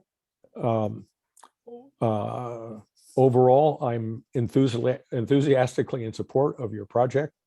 I have no reservations recommending that it move on to the Planning Commission. I don't have any trouble making the findings that we're required to make. So I think you've done a really outstanding job on this application. And Laura, do we have any other action that we need to take besides making these recommendations? It would be good to take a vote. So what we'll do is we'll reflect. It sounded like all of your recommendations were recommendations and not requirements. We've got them reflected into the record. And it sounded like you wanted 1 or 2 ASCC members to look at the final landscaping and lighting plan. Do you have a preference on 1 or 2? 1? I personally would be fine with a single member. Okay, so then probably what would be appropriate would be to have a motion and a second to incorporate ASCC's recommendations to the extent feasible and add a condition of approval for 1 ASCC member to look at landscaping and lighting. Is there a commissioner ready to make that motion? I would love to make the motion to send this forward with approvals under the conditions stated in our staff report, with an added condition that 1 ASCC member would help review the landscape and lighting plan in that report and send it on its way. Great. I'll second that. Great, thank you, Al. And just for clarification, would that single commissioner member review take place prior to planning application or prior to building permit? It would be after Planning Commission approval, prior to building permit issuance. Okay. All right, we have a motion and a second. All in favor? Aye. All opposed? There are none, and Jane is absent. So we have 4 yeses and no opposition. Congratulations. Thank you. Thank you. We are committed to make it work for everybody, not We just us, appreciate the support. but the neighbors and the town. You're welcome. All right, let's, now that we've got that one under our belt and we're warmed up, let's see, that was almost an hour and a half. So we're on track for about a 4-hour. The ladies' room. I'm going to run to Yes. the ladies' room, but I can still hear All you. right. While you take a break, Laura will. We alert need the to next switch applicant. people in and out. So we'll Right. just kind of do some logistics real quick. Great. So members of the Go ahead, Alamos Megan. team, feel free to drop off. Yep, And that's members what I'm members trying of, to do. Thank you. good night. Thank you. Have Good a night, nice thank evening, you. everyone. If I can turn If we this. can. There we go. And Oh, then no. the 9-Buck Meadow team, if you could raise your hand and we'll make you panelists. Bernard, you should see a button, Leave. a red That's it. button. We're trying. We're Right, it trying to says- push the. Leave, there you go. Okay. Hey, Jake, Hello. How's it going? pretty well. Thank you. Good. I recognize Hillary and the 2 Carters in the participants for the applicant team. Great. We'll wait a minute for Megan to return to video, even if she can hear us.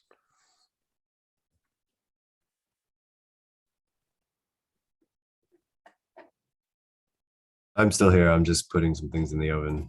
Great, thanks. Yeah, one thing we won't be able to do when we resume in-person meetings is this kind of multitasking.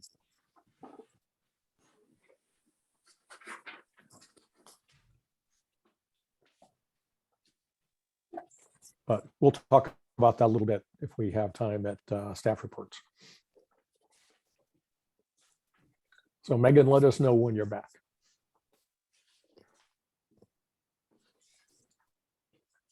And by the way, for everybody who's listening, it's been so long since we had a meeting, I forgot that one of the things I usually do is welcome everybody who's attending to our meeting in this case, which is the May 23rd, 2022 meeting of the Architectural and Site Control Commission. And I hope everybody well, and thank you for joining us tonight. Thank you for having us.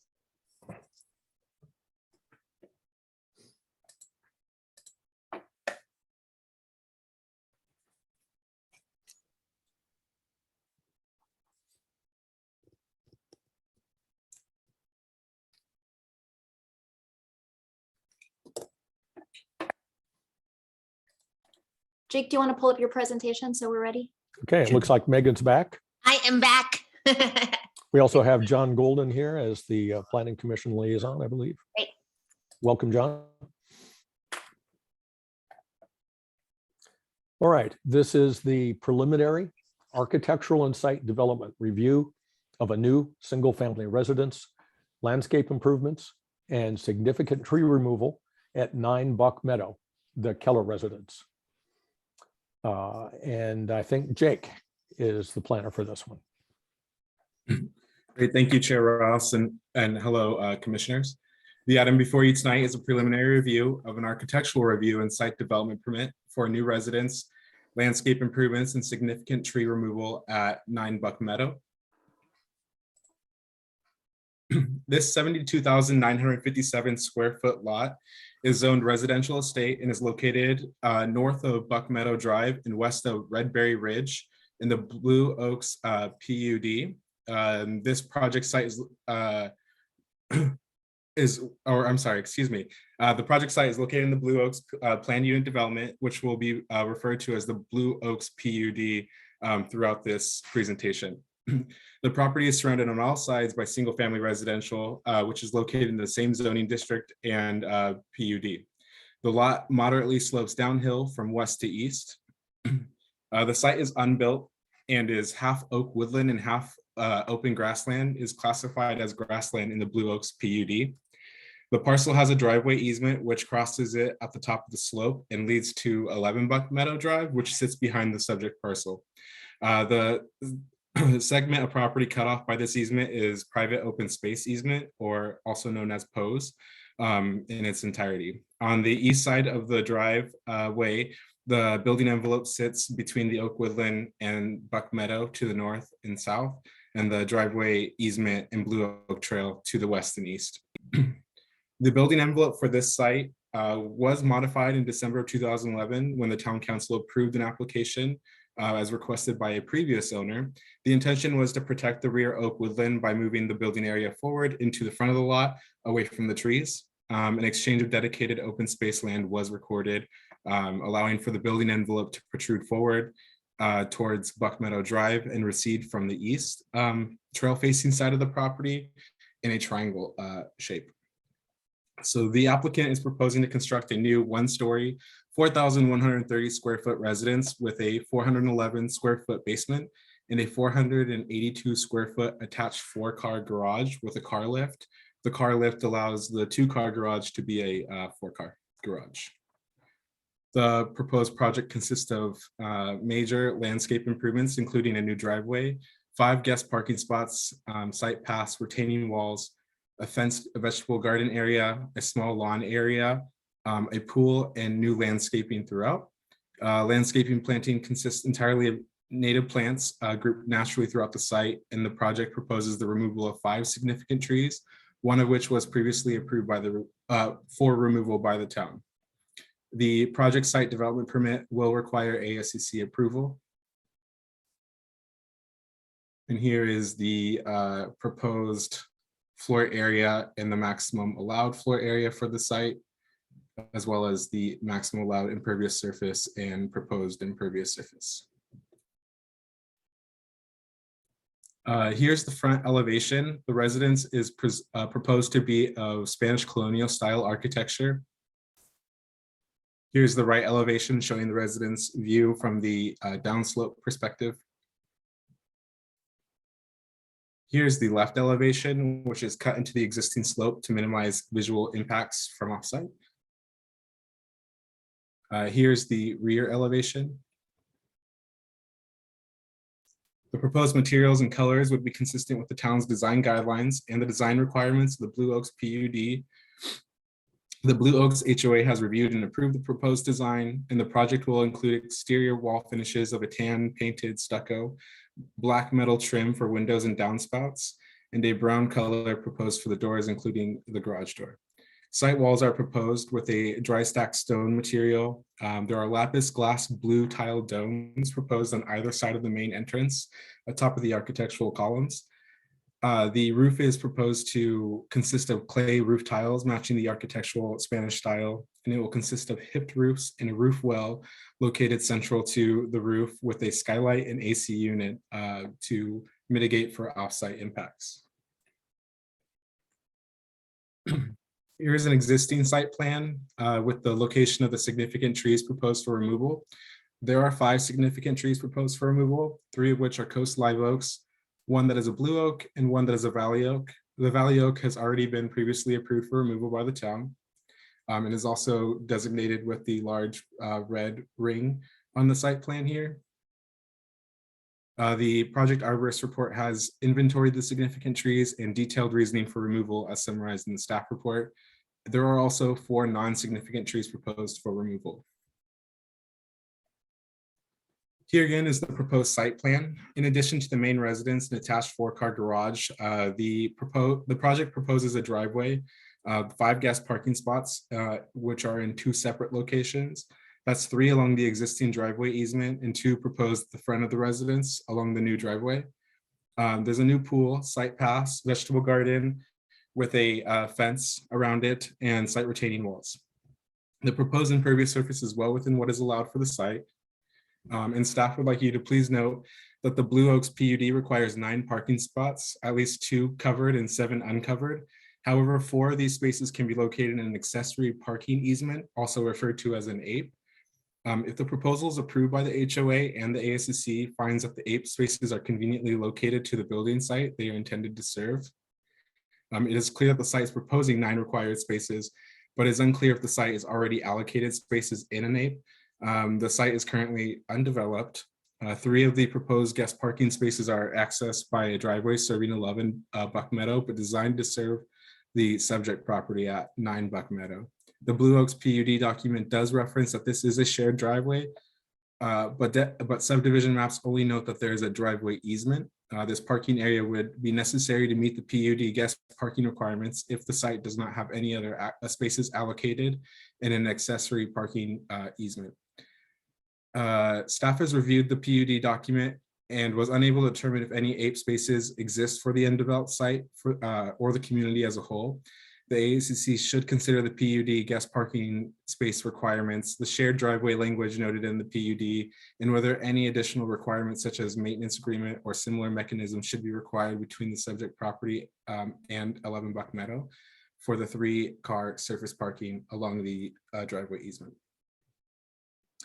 And I went ahead and noted just the location of those 3 parking spaces that are being referenced along that driveway easement.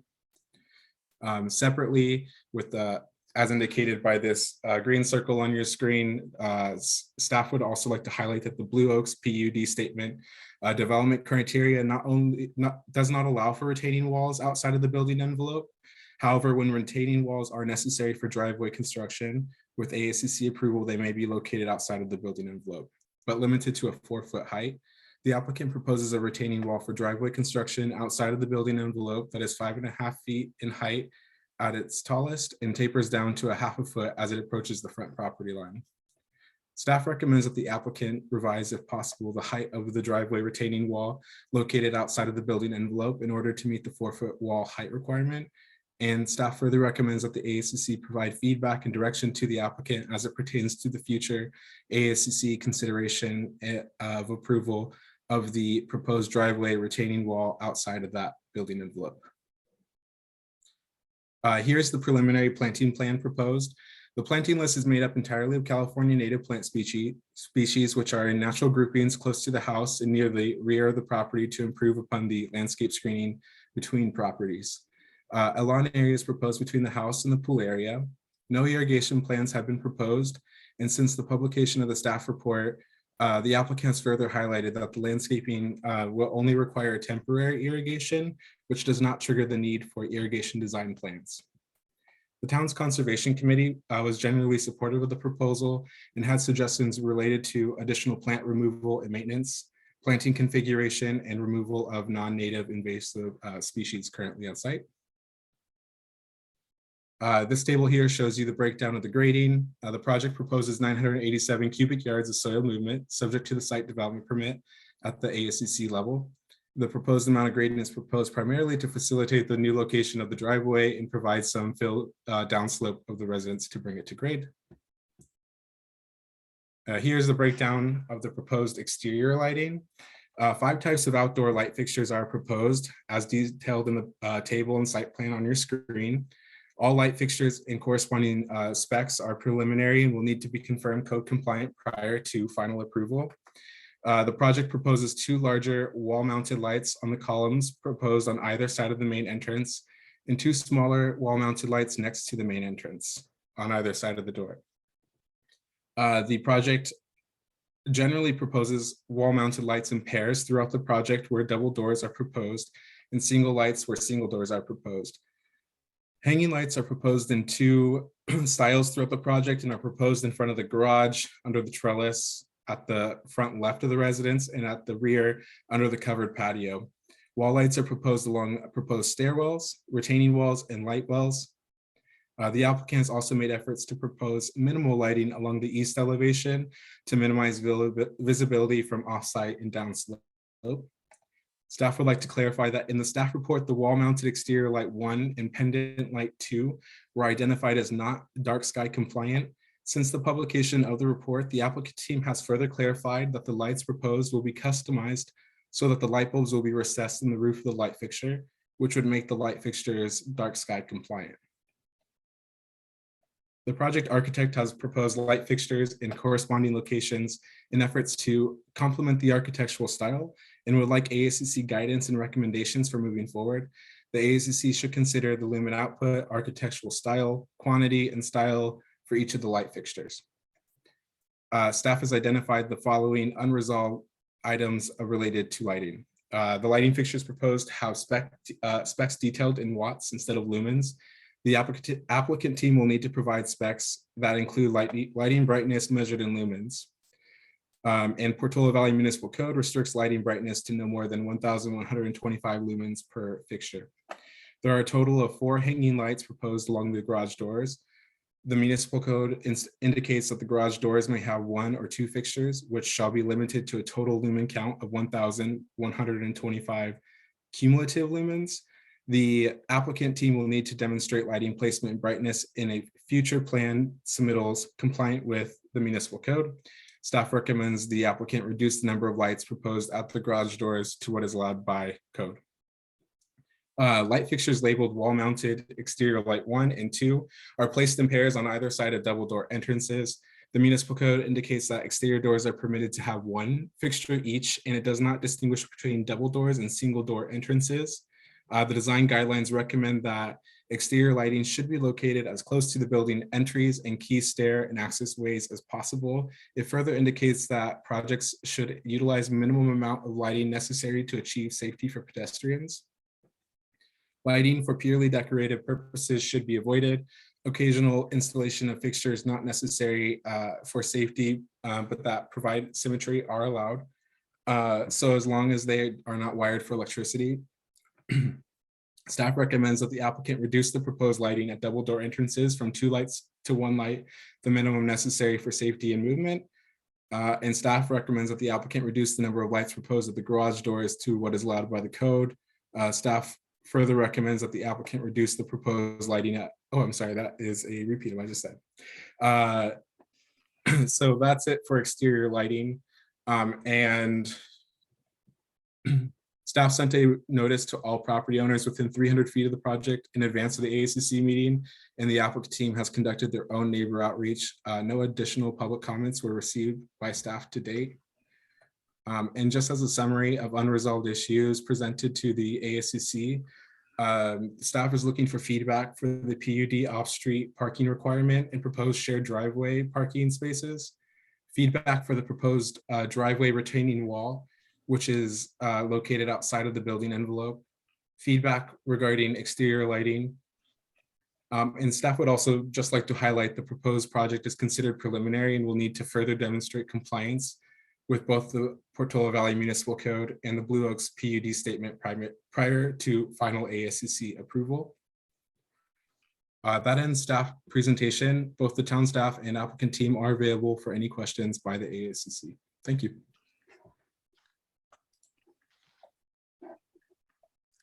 Thank you, Jake. Very thorough, as always. Commissioners, do you have questions for staff? I have a question. So the additional parking that's with a shared drive with 11 Buck Meadow, they agree with that, correct? That they're fine with. I do not know if 11 Buck Meadow has been notified of the additional parking. And what is the material for that parking area? I believe it's a gravel lot or parking area, but the architect can specify if otherwise. Okay, and then my next question is the retaining wall that helps support the driveway, is it backfilled on the street side? So it's not actually 5 feet or 5.5 on the street side, or is it really exposed as 5 feet on the street side? The 5 feet is facing the driveway. On the slope side, I'm unsure what the height is, and the architect can specify. Okay. Thank you, Megan. Al, do you have questions? No questions. All right, Kenny, do you have questions? None for Jake. No, I'm happy to see the architect's presentation. All right, I have just a couple, and one of them may be for the architect, but I'll run it by Jake first. On the issue of the retaining wall to driveway, is there essentially a trade-off taking place here between depressing the whole structure into the ground and the height of the retaining wall? In other words, would one solution to make retaining wall shorter be to raise the entire project up a foot? This may be an area that the architect can further specify. My understanding is the grading cut and fill associated with the entire project and the footprint of the building was to allow for it to be better designed into the slope. But I invite the architect to further elaborate if they find necessary. Okay, and my other question is about this accessory parking in the shared driveway.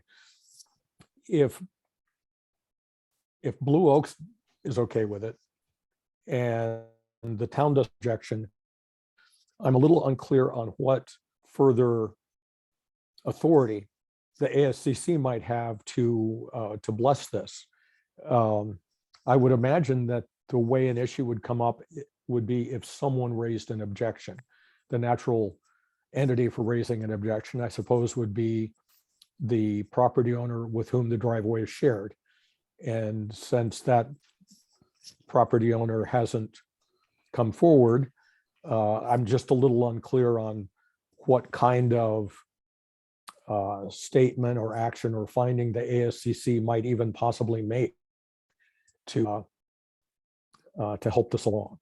And I don't know, maybe Laura has an answer for that, but it seems kind of fuzzy to me. My understanding is that the Blue Oaks PUD statement would require both Blue Oaks HOA and the ASCC to approve any parking that's associated with, I guess, an ape area. yeah, and so I guess to further clarify on this is there's no designated parking spaces for this lot. And so since the driveway, which is currently existing and services 11 Buck Meadow, is the proposed location for the 3 parking spaces, it would be to the ASCC along with the Blue Oaks HOA, who has already granted their approval to approve the location of these parking spaces. And it's also recommended that if you have any additional feedback or recommendations, either on the location of the parking or mechanisms such as maintenance agreements, that you provide that to the applicant team here today.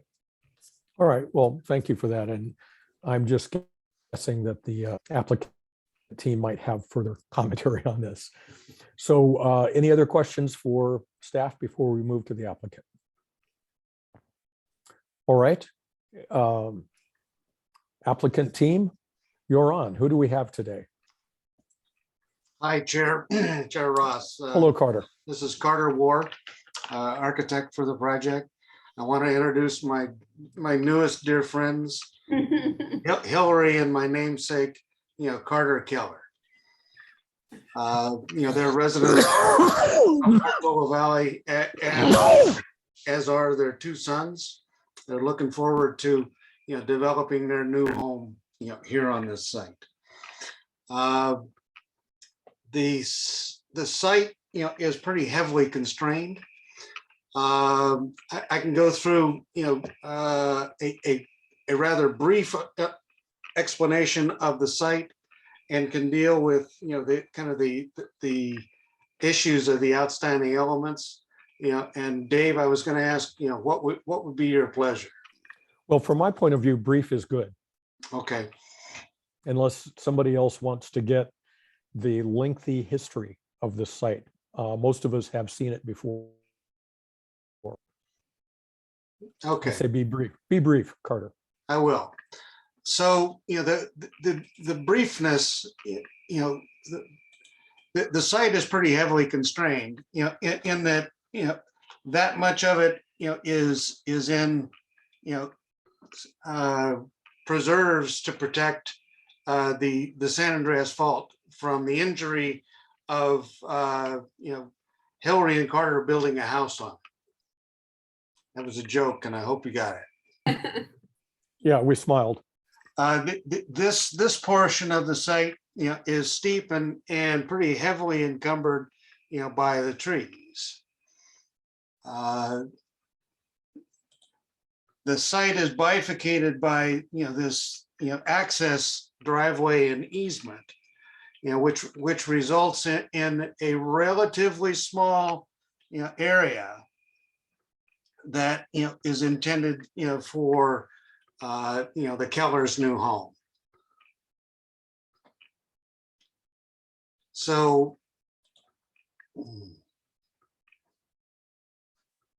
as we move on to the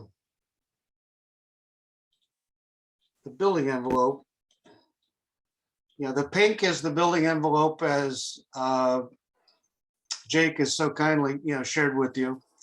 And then the house that we've got here was actually originally developed, by Hillary's father, Sidney Hoover, a well-respected Bay Area architect that unfortunately, has passed away before the home could be, completed.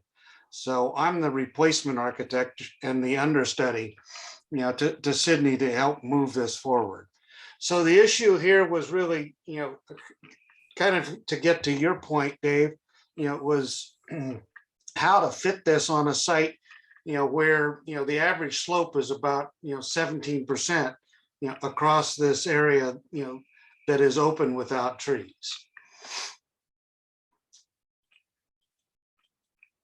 So let me take you to the site sections. So, the site, has got, an existing grade that, is pretty steep. And we've got, on this site, because of the plan unit development, a limitation of 18 feet in height. So the building can't be very tall, even when, it's sitting on the ground. And then it also has a 24-foot lowest point of contact to highest roof. So that actually has precipitated, the reasons why the site has been developed, as it has. So let me, share, a model of the building. So this is the building on the site, with the proposed driveway. So the concept, had to be, that we had to cut the building into the site. So the existing grade is about, where the front door is. So we're about half of the house is above the existing, grade, and about half of the house is below the existing grade. And there are steps, inside the house to help mitigate for that. And to answer, the question that Megan had, is that the retaining wall along the entire roadway, as you rise up the hill, is actually hidden from view, by the existing grade, because we're cutting into the hill, to create this driveway that goes back to the garage. So if we were to raise the building a foot, we would be very, very close, to the maximum height, as you suggested, Dave. If I may interrupt you briefly, while you have this model up, can you point to where it gets above 4 feet? It gets above, 4 feet about here. Okay. And then for the remaining length of it, it's For the remaining length. But, once it gets back, inside the building envelope, let me show that.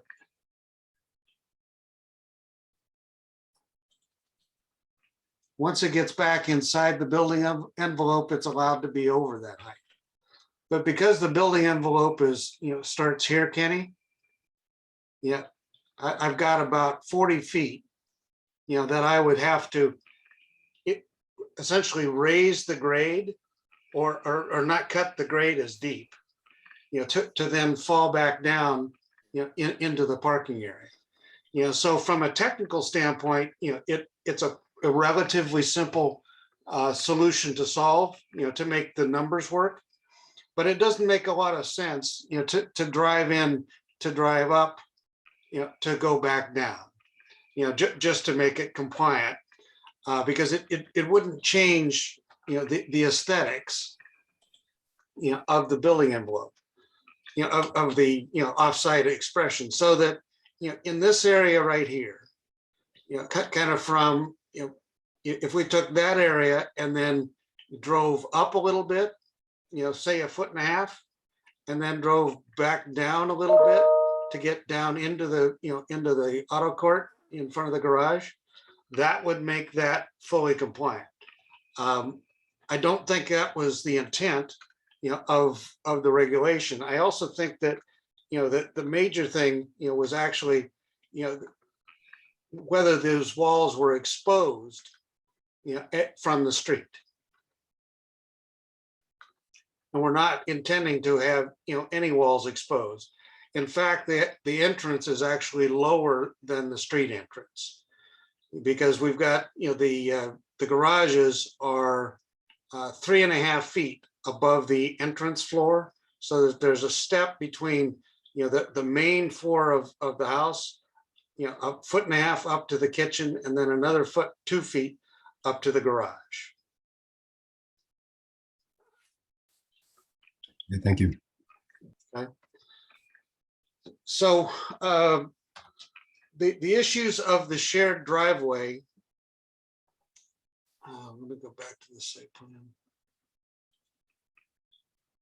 are that this driveway is an easement, but it's a non-exclusive easement, that the Kellers own. That the 11 Buck Meadow has the right to cross. Dealing with the apes in the plan unit development, apes were an opportunity that the planning commission provided in with the approval of the plan unit development that gave the developer, an opportunity to group accessory parking into small little, groups of parking, not so dissimilar to the way that Portola Valley Ranch has groups of 3 or 4 spaces. The developer, opted to never develop apes, so they weren't ever part of the final map. As a consequence, the planning department and the developer agreed that instead of each unit, each lot having 8 parking spaces plus a half of an ape, they were going to add 1 parking space to all of the lots that needed to be developed, so that instead of 8.5 parking spaces, they needed to have 9. In our plan, because there was some pushback from the homeowners association on our accessory parking, what we opted to do was to increase the height of the garage, develop a flat roof that then could house the photovoltaics, in a more invisible location that didn't impact, the Spanish colonial architectural style, and then install lifts, in those garages so that we could take 2 more spaces away from our accessory parking load, as a mitigation, for where, all of those were going to be. This is the last lot, in Blue Oaks to be developed, and it's probably because it was the most constrained, and had the least amount of buildable area. It also had the 18-foot height limit. So, there's some things that, we had to massage, in order to create this design, to fit on a smaller footprint. As you can tell, we're using only about 60% of the impervious surface allowed on this lot. I think that the parking issue really has kind of resolved itself because we went to the homeowners association early because this site had been controversial in the past, with previous designs. We wanted to make sure that we resolved all of the neighbor to neighbor issues before ever coming to the ASCC. So we saw it, we reviewed, we went through a couple of different iterations with the Blue Oaks Homeowners Association, and succeeded in getting approval. We thought that was kind of the easy way out from the town standpoint. We don't have a problem making the retaining wall for the driveway conform with the 4-foot limit, if that's the ASCC's direction. I do think that the design as it's proposed, because the retaining wall is hidden from view from Buck Meadow Drive, that we're already in compliance with the intent. On the exterior lighting, we're happy to reduce the number of lights at the garage to 2, making sure that they're 500 lumens each. On the exterior lighting, Jake, could you bring up the exterior lighting part of because your colors are better than mine. Sure. Make my lights look really big.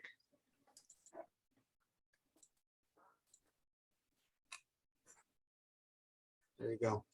So reducing the number of lights here at the garage is an easy thing to do. The other lights, as Jake mentioned, we are going to have custom made so that they're all dark sky compliant. The code talks about exterior door, 1 light per exterior door. In all cases, we've got 1 light per exterior door, except for the front door. Architecturally, this is a fairly traditional Spanish colonial home with quite a few vignettes of bilateral symmetry, that are important, to the Carters. If necessary, we can do as Jake, mentioned, and make some of them inactive, meaning they wouldn't have electricity to them. But, what we would prefer, is actually, if we could reduce the lumen output, on those light fixtures so that we can retain, the architectural symmetry, and the kind of the jewelry of this style, is in some of these lantern fixtures. So we'd look forward to the ASCC, considering that. And on the numeric limits, we're confident that we're, in compliance. This property has seen a lot of review. We've, gone through it in a lot of detail for the height limits. Dave, I think that, for us to raise the building a few inches, is something that, we could do to reduce the height of that wall. The overall project would probably benefited a little bit, but it starts to push the pool out of the ground. And then, the only thing that I wanted to mention other than that, is that this is the only lawn and the only non-native planting, shown on our plan, is this little box, between the loggia, and the pool. I'm sure, Hillary and Carter have, some other things to say, and I'm here to answer, any and all of your questions. Thank you, Carter. Let's go ahead and turn it over to commissioners for questions. Well, I didn't know if Hillary and Carter had anything. Hillary, Carter, do you have anything I'll you just want to add? say one thing because I know Hillary probably won't, but obviously this is a very emotional project for us. Her dad passed away last year and was the original architect, and this is the last thing he ever designed. And so it means a lot to us. But what that means to me is that we're going to live here for the rest of our lives and be a part of this community for the rest of our lives. And so we have a strong commitment to making sure that we are good neighbors and a good part of this community. And so we take your recommendations very seriously. And what we've tried to do is fit this house within the guidelines so that people don't view us as trying to push the limits. And so we look forward to your feedback and we'll take it very seriously. Commissioners may have questions that you will want to address. So let's jump into questioning. Kenny, how'd you like to start? Do you have some questions? I guess the question that I have goes back to Jake. You mentioned that you were looking for us to respond to the municipal code as well as the Blue Oaks requirements. What were the municipal code requirements that were relevant? Well, there are, I guess, two parts to that. One of them was just to put both the ASCC and the applicant team on notice that there may be some revisions to the plans so that they confirm compliance with the municipal code. And then the other item related to this was, as it pertains to exterior lighting, just the applicant team will need to prepare plans so that they confirm lighting brightness meets the development standards that are set out by the municipal code. And then if you could provide guidance on lighting fixture locations as it pertains to exterior doors, would be the other area that the municipal code overlaps with guidance that we seek from the ASCC. So in the big picture, there's a couple of things about the project that we weren't able to confirm compliance and probably just need a little bit more information. But we just want everyone to know that sometimes when those things come up, it could result in some small changes. So that's really what it's about, the code and PUD, just ensuring compliance. Okay. And so there's this issue of the parking that has to do with the Blue Oaks PUD. where it looks from the staff's point of view that it's not necessarily compliant with how the PUD was written, but Blue Oaks has approved it. And then the main other issues are the retaining wall and the exterior lighting. Do I understand correctly? Yes. Okay. I don't think I have any questions for the applicant team. At that point, I think that they've responded to those issues in terms of providing their perspective. Great, thanks, Kenny. Al, do you have questions for the applicants? One question. It looks like there's a concentration of path lighting by the veggie garden. Is there some particular reason for that? It's a staircase. It's because it's, you know, Al, it's because of the staircase to the accessory parking above. But I think we. I got it. have Yeah. Lighting there on the staircase, but then there's no lighting going up on the stairs past that point to the accessory parking, because the idea is it's probably not going to be used very often and it wouldn't be necessary to put lights there. Right. But So up no, to the veggie garden, that would be something that would be used more regularly. no grow lights for the garden. Okay, thank you. Megan, questions? Okay, so piggybacking on lighting, the pool lighting and hot tub lighting is not on your lighting plan. That is correct. We'll assume, you know, we would have one light in the spa and 2 lights in the pool that would face back towards the house. Right on. You knew it. You knew I was going to ask that. Yes. And I guess this is more for staff.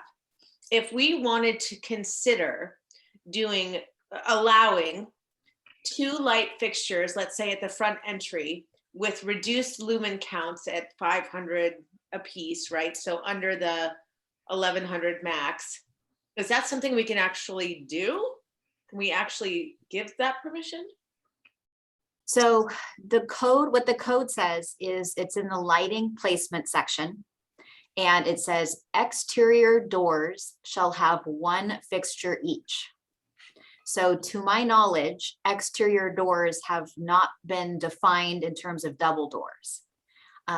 It has been defined in terms of sliding glass doors or wider doors, or like, you know, we have some of those where it like kind of slides all the way open. And those have always counted as 1. So there's only 1 light that goes with that. So if the ASCC wanted to make an interpretation, I think it's within your code authority, but I think we would have to think of it as an interpretation that it would apply to other projects that have double doors. And then the ASCC would need to consider that for future projects. But I think it's within your interpretation authority. Yeah, because in the past, what we've done is we kind of have a functioning light and a dummy light, right? That is not wired, just so you visually have the symmetry.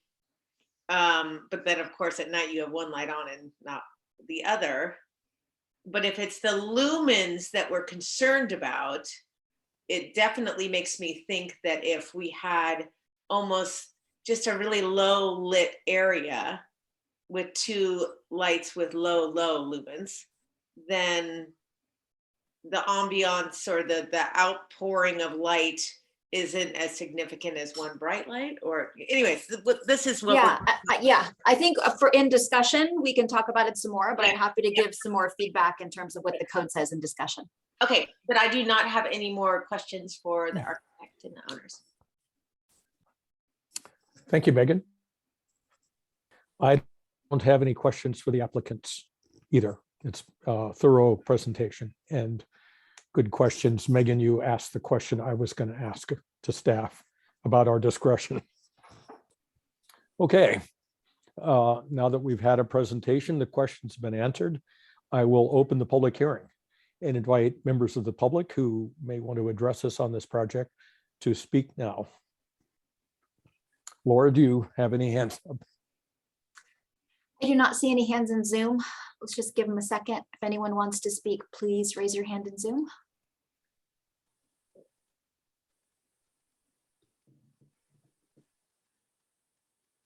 And I do not see any hands up.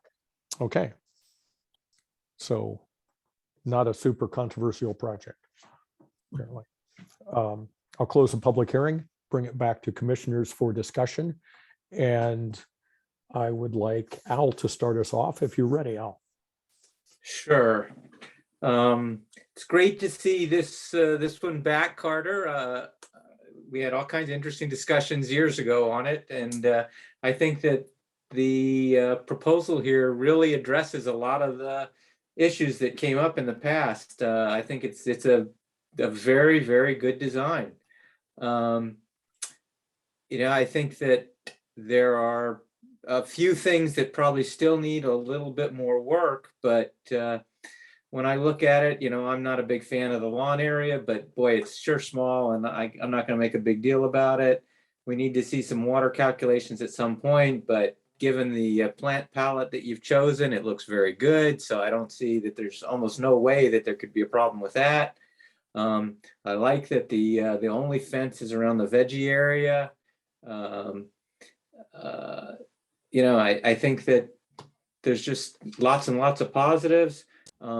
I think that the proposal for the parking off of the driveway easement makes complete sense. So I can't see why that would be an issue at all.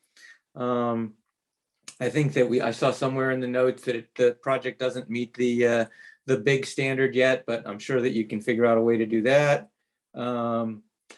Let's see, the driveway retaining wall, given the way you explained it, I think that the solution you've got is good. I don't see any reason to change anything. It certainly is not going to be objectionable from the street. I think that there was a lot of good analysis and comments from the planning staff, and we need to go through and make sure that those are addressed. I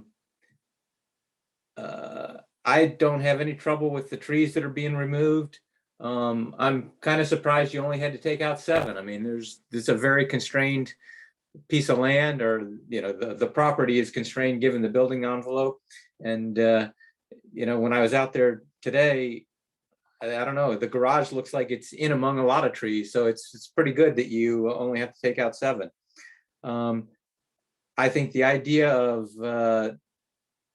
allowing the symmetrical light fixtures and then lowering the lumens is appealing to me, but if we decide that's not workable, then the backup would be, the light fixtures are allowed, but one of them has to be off and not hooked to the electricity.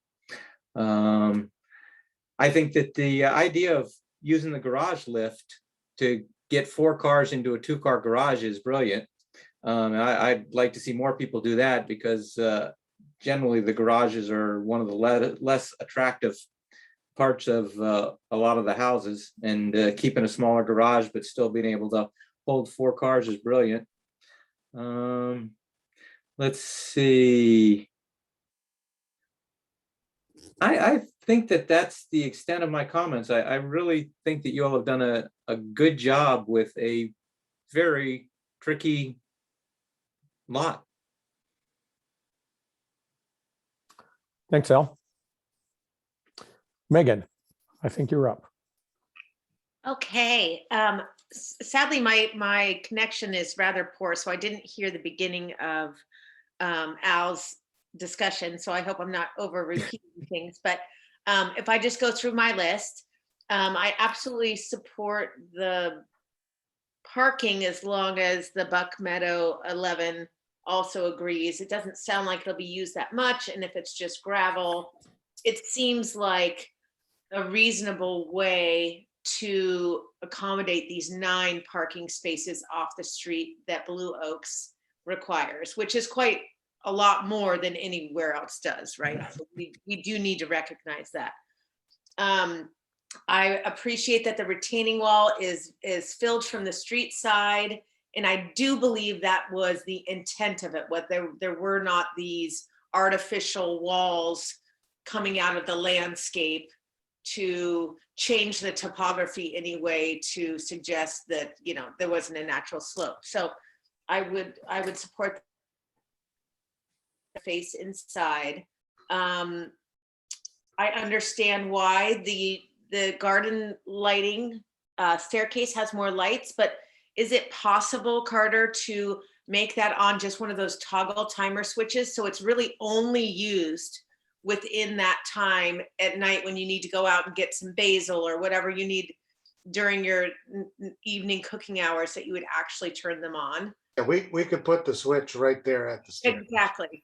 Yeah. That I think would solve the issue with so many lightings. That actually, is a much more functional solution in the first place. Yeah. And then when we talk about this entry lighting or dual lighting at a door, as an interior designer, I absolutely appreciate the symmetry. And especially when you're going for the aesthetic of this type of a colonial Spanish. So I would like to see us kind of move forward with having more discretion on projects where the lumens can be lowered. I mean, the only other alternative would be you do a hanging chandelier in that space instead of two on the sides, which of course is another option. But if the aesthetic that you're going for really does designate two fixtures, if they're both just a low glow and it still gives you the look and feel you're going for, I think us as a commission needs to maybe revisit this in a bigger sense on how we do approach these types of lighting fixtures. It is also covered, right? Well, the ones right by the door are. Yeah. So I could see us supporting that. And of course, I want to hear more from my commissioners about that. But I think this is a great project. I really do. It's a beautiful home. It's a difficult site. And I don't have a problem with the lawn because nothing else is irrigated on site. And if they really do get a pinch from, the state at some point about water usage, they can always put in the synthetic. But yeah, I'm fine with that. But I do think it's a gorgeous project. The materials, of course, as we know, are hard materials, and it'll look gorgeous. So that's what I have. Great. Thank you, Megan. Forgive me for some mind slippage. Kenny, did I ask you for your comments? Not yet. Okay, good. Sorry, I'm turning my video on and off so that my kids Okay, great. You're next. distracting to the meeting. But I agree with my fellow commissioners on most counts. Since we've been asked specifically to respond on these questions of the retaining wall and the exterior lighting, I'll start with that. I am okay with the retaining wall because it's not visible from the street. So I agree with that. It's also not really, it won't be visible from the other side, like the other, I don't think it will be really prominent for anybody. So I'm okay with that. On the exterior lighting, I'm comfortable splitting the lumen limit so that we have lower lumen limits for true lights for this case. I think the reality is the longest lasting lights that you can get with perfectly good color rendering are LED lights, and they're made up of a lot of little elements anyway. So you're effectively doing that even with a single fixture. Regarding the parking, I agree with the sense that I get from the staff that this is kind of a weird situation and hard to think about. Since the Blue Oaks HOA has approved this parking situation, I'm comfortable with it. I mean, I think I don't think we need to exert any additional authority over that. So I guess in the interest of time, because I know that my fellow commissioners have already covered a lot as well that I agree with, I'll pass it on to the next Commissioner, I guess that's you, Dave.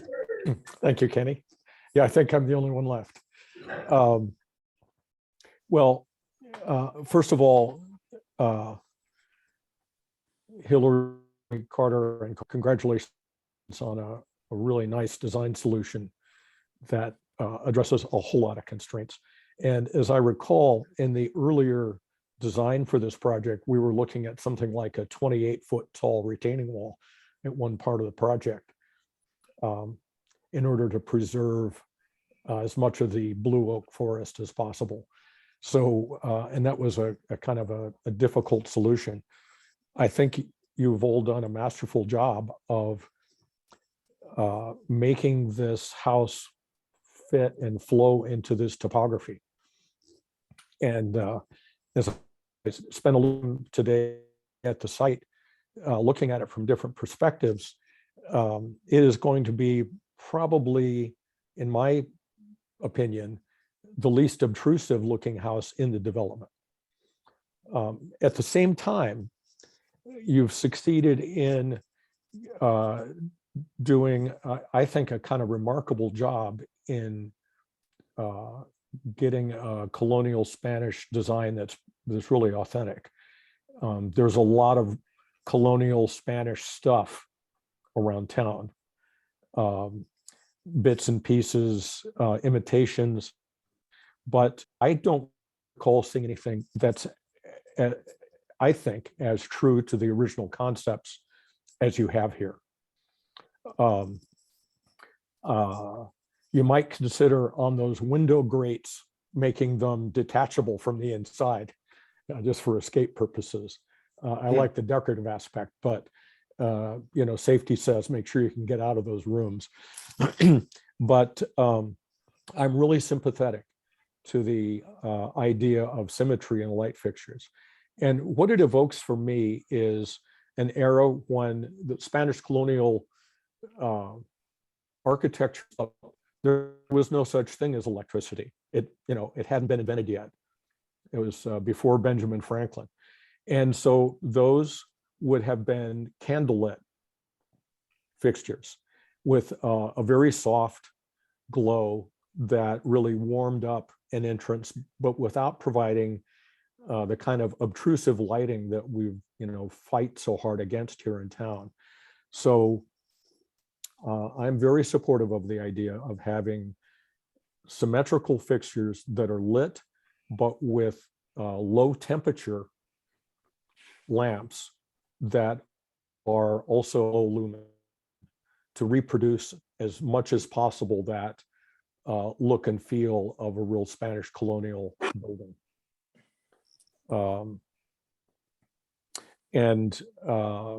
I think I'm very supportive of whatever discretion we have in interpretation of interpreting the ordinance to say that when there is a pair of doors, there can be a pair of fixtures, one fixture for each door.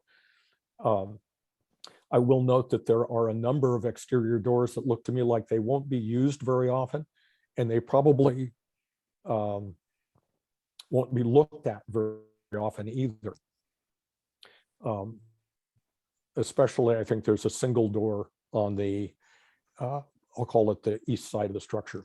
So if you can, when you have a single door, if you can cut it back to a single fixture, whatever the nature of that is, I think that'd be great. I appreciate the dark sky compliance, but I would add my hope that you can, reproduce this low temperature, 2,500 degree or less kind of candle imitation look.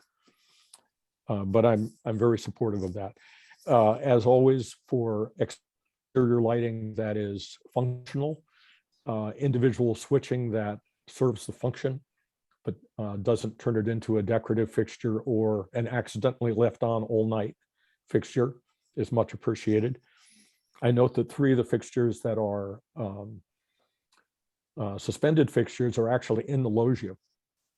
So are they exterior lights? Are they interior lights?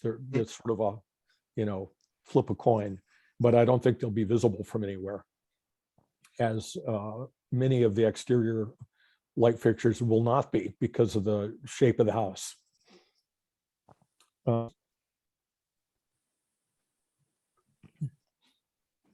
I think that covers all of my issues. The parking business, I'd like to just wash my hands of that, frankly. It looks like a great spot to designate for overflow parking for a party. It may never get used. I don't think it needs a maintenance agreement, as long as there's a place to pull off on the side of that driveway. I walked up and down it a little bit today, and it looks like it's in good shape. Whatever maintenance agreement there might need to be between the neighbors, they can work out themselves. I don't feel a need to say anything about that parking, except that I find it acceptable. And that's everything I have to say. Does any other commissioner have anything they want to add? I would just add that I would be comfortable in somebody's motion for the final exterior lighting and landscape plan and any other details that we've talked about for, say, exterior lighting to come back to not as a full commission, but as a 1 or 2 member review. If others are comfortable with that too. This is just a preliminary review, right? It is, but I think we have the authority to condition it in a way that we could approve it. I mean, the previous project was also a preliminary. Yeah, if we have not prepared it for approval, but Okay. it is within your authority to approve it, as long as you could put onto the record that you could make the findings, you know what all the standard findings of approval are. So we would want to reflect that in the record. And then my recommendation would be, since we had this structured for preliminary approval, that we would have 2 members of ASCC look at the, we would look at the final findings that we put into the record, the conditions of approval, and then these minor changes that you're asking for. And so that way we just have good coverage if we're not going to bring it back to a full meeting. Right. Dave, I absolutely agree with that. These seem to be kind of normal follow-ups that we do as far as lighting is really the only one I can see. We just need to make sure that the lighting complies with our 50% of lumens. I think this project looks ready to go. That sounds fine to me.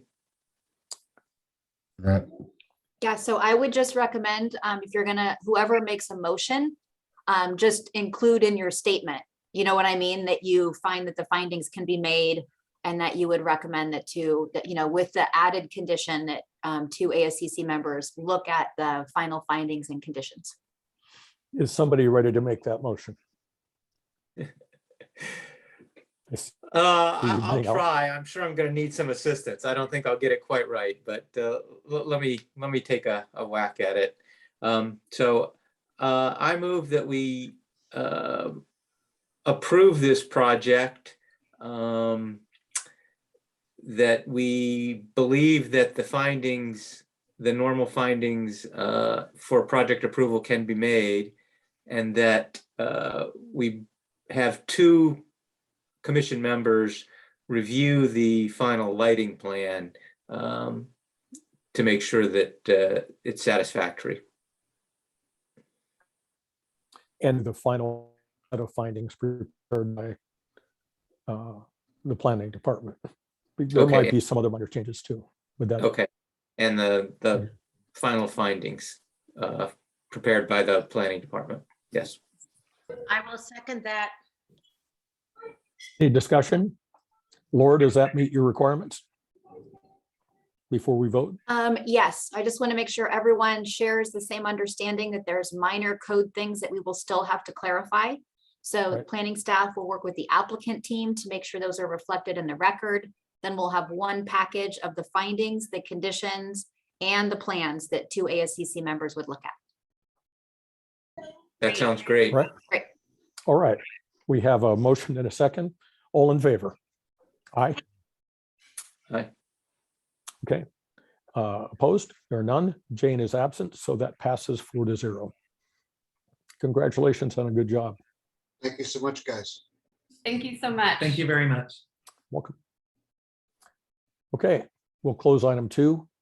We have one more significant item to address tonight.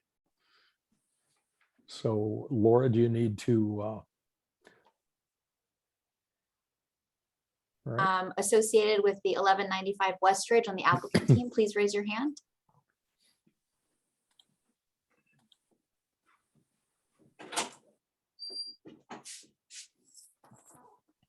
We'll just take a 5-minute recess in case people need to take a break, get a drink, glass of wine. Okay, so we'll just take a brief break. I'll make sure I've got everybody in here and we'll be back in just a few minutes. Great. Great.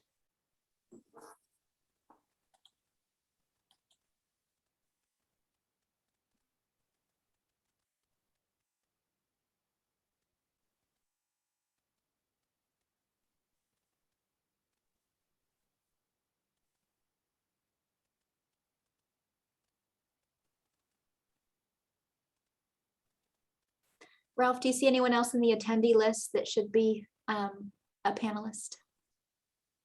Yeah, I don't know if Ray might be, but not hard to say without a last name, but there is a Ray on the applicant team.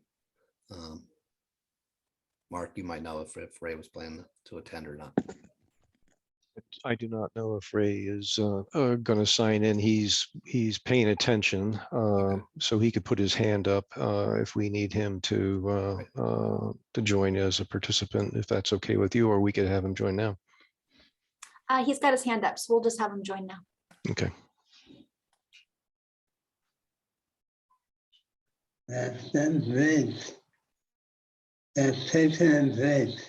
Meneer Verwachting. Video تو پخش کن.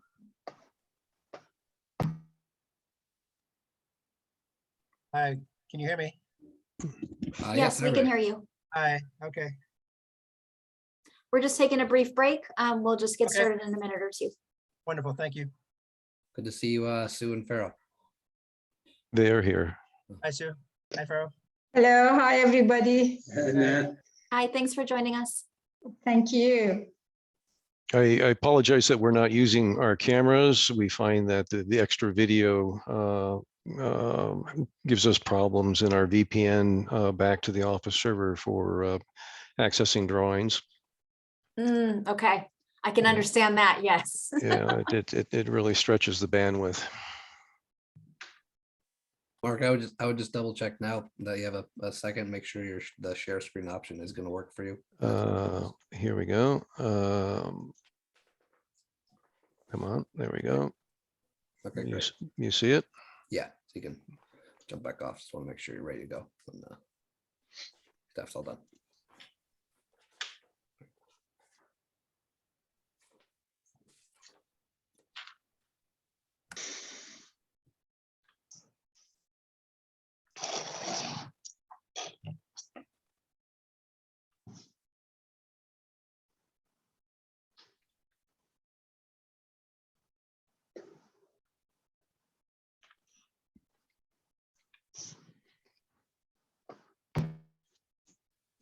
Looks like I can see Megan.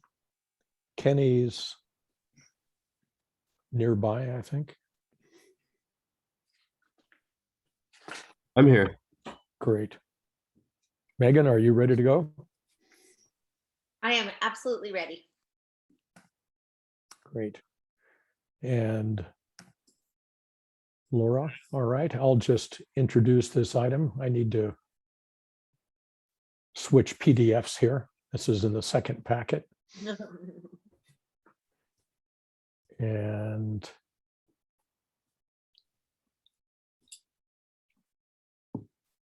all right, we're on item 3 of new business. And this is a preliminary architectural review of an application for a new residence and site development permit for 1195 Westridge Drive lands of Cave. And Ralph Robinson is our project planner for this project and will make a presentation. Yes, thank you, Dave.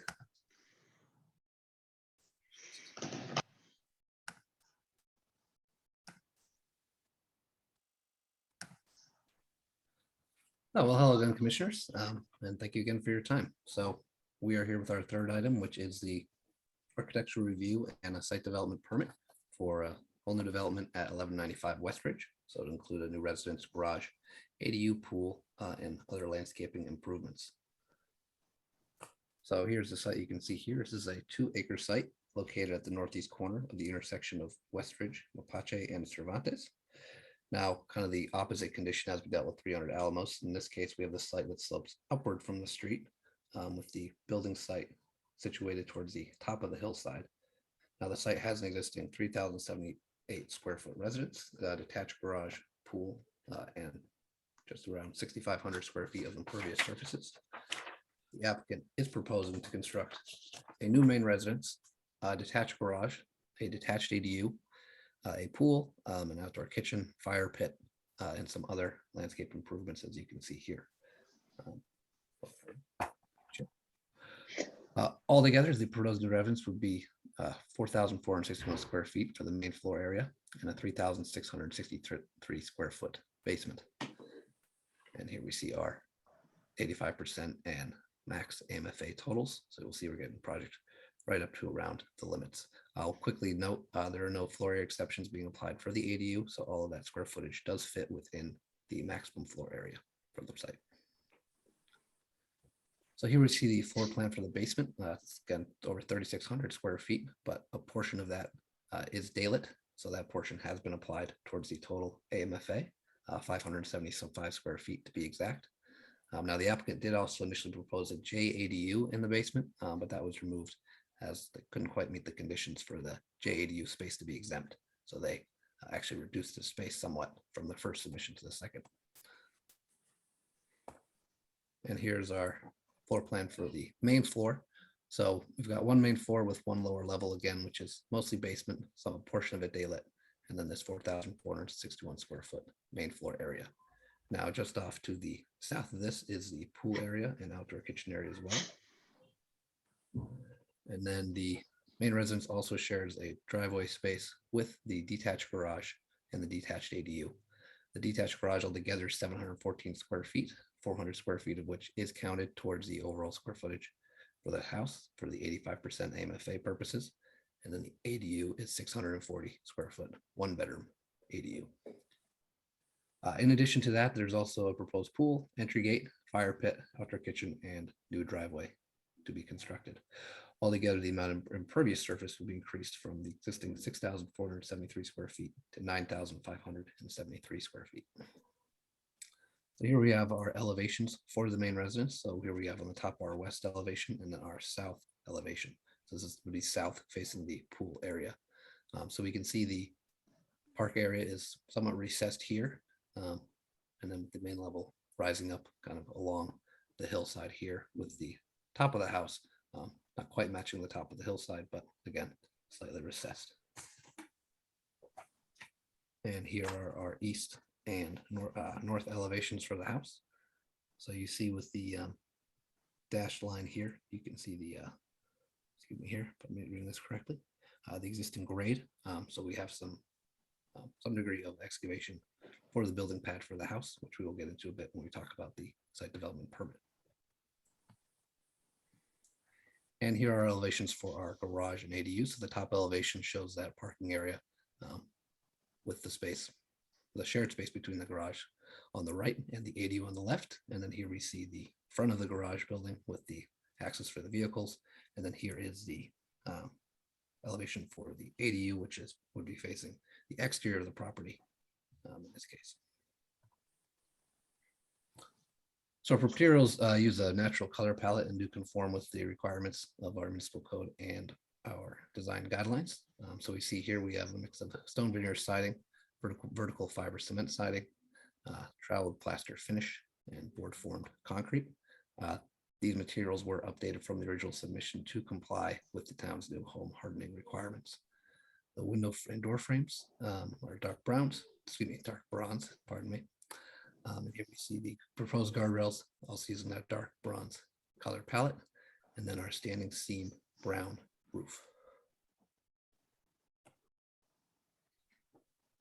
So as mentioned, there is an increase in the overall amount of impervious surface. So 9,573 square feet in total, which is still below our AMIS maximum here. Most of that is for the driveway and parking area. There is an existing driveway that essentially follows this same path, but that is being replaced as part of the project. And there are 2 other parking surfaces being added as well to expand the amount of uncovered parking area. In addition to that, we also, of course, have the pool terrace area that factors heavily into this total as well. Now, as for our landscaping, landscaping is overall fairly minimal. So we're using 81% of our allowed water usage. But if you consider the whole plan, this landscaping is principally located around the structures themselves. The existing natural grass landscape surrounding the property is being mostly kept intact. I'll also note there are no tree removals being proposed as part of this project, or excuse me, no significant tree removals being proposed. And this was all done very intentionally, as I'm sure the applicant will note, with the desire to maintain again that natural landscape to the greatest degree possible. And then Conservation Committee also made some comments to that effect as well in their letter. Those plantings that are proposed are mostly native species, with an emphasis again on low water usage for those species.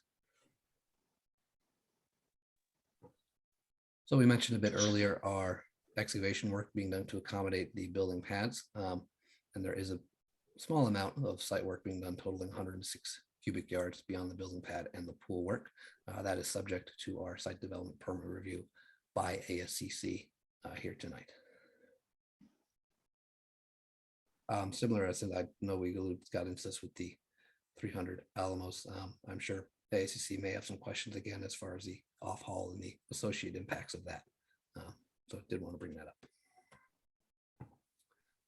Here we have our outdoor lighting plan.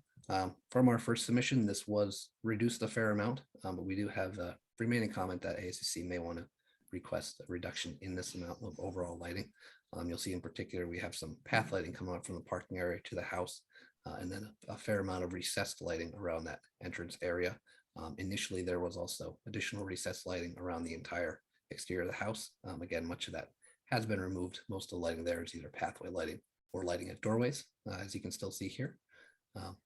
But again, we know there's always an opportunity to cut back even more. So notice that this meeting was mailed to all property owners to a 300-foot radius. We have received public comment from the neighbors at 115 Meadowwood and 470 Cervantes. Now, one comment from 115 Meadowwood that was received emailed to staff at the end of last week and included with the meeting packet. There was an additional comment, somewhat clarifying that comment, received this morning. I believe that was emailed to all the commissioners along with the comment from the neighbor at 470 Cervantes.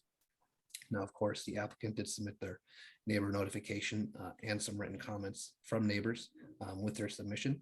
And the neighbor, of course, will be prepared to speak a little further to their outreach and their experiences and discussing those comments with the neighbors. I understand they did try to reach out to both of those property owners. I'm not sure if they were successful, but they are here and prepared to speak to those efforts. To briefly summarize those public comments, they did principally have to do with the location of the residence near the top of that hillsite. Now, of course, the town's design guidelines encourage that buildings not be situated on top of hillsides. Staff found that the residence was, again, with the amount degree it was recessed in the hillside, still met the conditions for approval staff level, but of course that'll be an important item for you to discuss amongst yourselves, and I know we'll have some folks here as well to comment on that publicly. So the staff does recommend the ASCC review the plans and staff report, offer feedback or additional conditions of approval, and approve this project for architectural review and site development permits, subject to the conditions in attachment 1. Again, you may choose to add conditions of that, or of course, we understand that, if the ASCC wishes to treat this as a preliminary review, of course, we're always prepared for that as well, and the applicant is prepared as well. But that said, I'm available for questions, and we have the property owner Sue and Farrow here, as well as Mark and the rest of the applicant team. So thank you, and leave my time back to you. Great. Thank you, Ralph. Before we move to the applicant presentation, commissioners, do you have any questions for staff? My dogs are a little bit crazy right now, so if they are interrupting, I'm sorry. I don't know if staff can help you with that. Yeah, I know. Ralph, do we by chance have, not necessarily an overlay, but a comparison of the, of the existing site location of the existing home compared to where it is placed now? Do we have something that can help us with that? Yes, so let me show you. It's not an overlay, so apologies there. So here we see the existing building and then the existing detached garage as well. So it's situated kind of more we have this pool in the center, of course, and then, you know, the entrance coming up like so. And now we have a slightly different orientation where we're pushing that main house again, kind of down into the right here, and as well as the pool area as well. So the existing building is much more, as if you kind of imagine, somewhat to the left of this driveway area here. You can picture that. And then again, this would be pool, this would be existing garage with, again, the ADU garage situated closer to the front, and the main house pushed more to this back corner of the lot. Great, that's helpful. Thank you. Other questions for staff? I have a question, just curious, how close were we to actually being able to support a JADU? I mean, we're in a housing situation where every ADU or JADU has some value to the town, and were we close, or there was just significant differences between what was proposed and what was possible? Yeah, so I from what I recall, I believe that the principal issue was essentially with the way the basement area was calculated. So initially a lot less of that basement area was counted towards the overall floor area. So once staff reviewed that and provided comments for them to correct that calculation, that did significantly cut down on the amount of available floor area. And then I'll also just offhand mention, my understanding as far as the JADU area was not necessarily for, you know, another living unit. It was more for kind of use and to get that additional square footage. But again, the math ended up not working out because we had to revise those basement calculations. Okay, thanks. Kenny, do you have any questions? No questions from me. My understanding from Ralph's presentation is that the siting is compliant with municipal code from the staff's perspective. Is that correct? Yes, and then again, like I said, so that's staff's perspective, of course, ASCC, that's why we're here and have this process. So you guys, of course, welcome to make that alternative decision. But of course, I know the applicant will have some additional remarks and so we have some neighbors. Yeah, and it's worthwhile to have the distinction between what the code says and what the design guidelines say. So this is really a design guidelines interpretation question that really does rest with the ASCC. So staff thought that it was reasonable, but you know, anytime it's a design guidelines hilltop question, that judgment is best left with ASCC. We have it prepared such that ASCC can approve it. You could always ask for additional review, or you could ask for changes or give feedback. So it's really to the ASCC to decide how you wish to handle it. Okay, thank you. That's helpful. Okay, I do not have any questions for staff. So let's go ahead and invite the applicant team to add their comments here and make a presentation if you wish. Okay, my name is Mark Womack. I'm an architect with EID Architects, and I'll be making the presentation to you tonight. I'm going to try and concentrate on the issues that I think I know are important to you and to our neighbors, to give you some insight as to how we arrived at the solution that we're presenting to you. It starts with an understanding of the analysis of the site. Our first and primary objective was to try and design a home and place it on the site such that it would minimize the visual impact of the new residents on all of the neighbors to the extent that it's possible.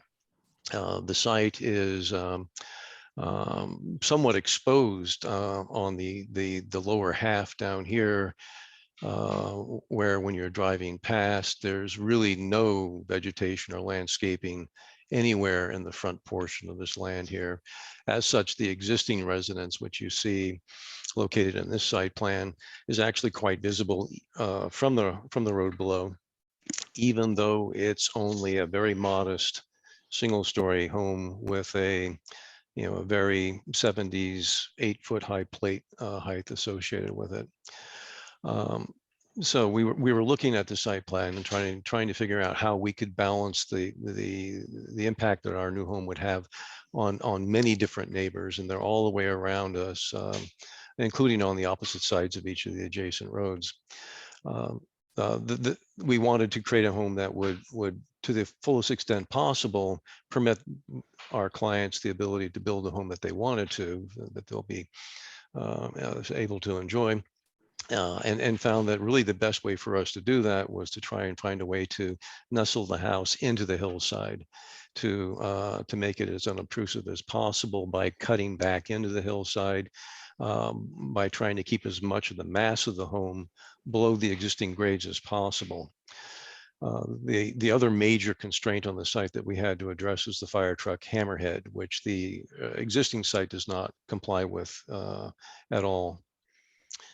And in order to do that, we had to look at both the slope and width characteristics of the hammerhead, but also or the driveway, but also of the dimension and slope requirements for the hammerhead. As you can see, the existing driveway comes in and curves around this way. Switching over to our site plan, rotating slightly in perspective. The biggest challenge with a hammerhead is that in that area, there are very restrictive requirements on cross slope. And so it's really necessary for any hammerhead to follow the contours of the site. The minimum or maximum slope characteristics allowed us to come up here and reach a point where this area right here that you're seeing, this is the fire truck hammerhead. This was really about the only feasible way to get a driveway in that would meet all of the characteristics and requirements of the hammerhead. So having determined that this is really where the hammerhead needed to be, we were then looking at the site to determine where the home could be. And there, a couple of opportunities obviously presented themselves to us. We could build a house that occupied more of a position further down on the site, but given the degree to which this is all exposed from down below, and our inability really to take advantage of burying the house being exposed on essentially what is going back to the existing grades on what is essentially where the existing site exposes the main house to the adjacent neighbors downhill and around on the street. Placing the house in this area would make the house very large and very difficult to screen in any meaningful way from the adjacent streets. And so we looked at, rather than doing that, to an idea of moving the house over into the area beyond the hammerhead. There really wasn't enough real estate above the hammerhead to consider that as a solution, because it gets close to the setbacks and the hillside gets very steep up there. So it became apparent to us pretty quickly that the best way to hold the visual perception of the mass and bulk of this house was to build it up into the hillside and cut away rather extensively to get it into the hillside. You really see that most clearly in our sections. Here in the main section through the great room, you can see that the front floor of the great room, as we're proposing it, really is just slightly above the existing grades. And we immediately begin to cut back in to reduce the height of these plates to distances which are really modest for a house of this size relative to the existing grades. This allowed us to create a home that from most perspectives will display itself as a single-story home. We further reused the flat roof lines to protect sight lines from above over the house from properties that are above our home. We believe that this is a strong solution for providing as balanced a solution as you can get within the areas that are available to us within the developable footprint outside the hammerhead. The ADU and the garage, when you look at the way they are constructed, you see that in those homes, those structures, we've really gone to great lengths to try and hold them back to the extent possible. Much more so with the garage because that's needed to be placed above the hammerhead.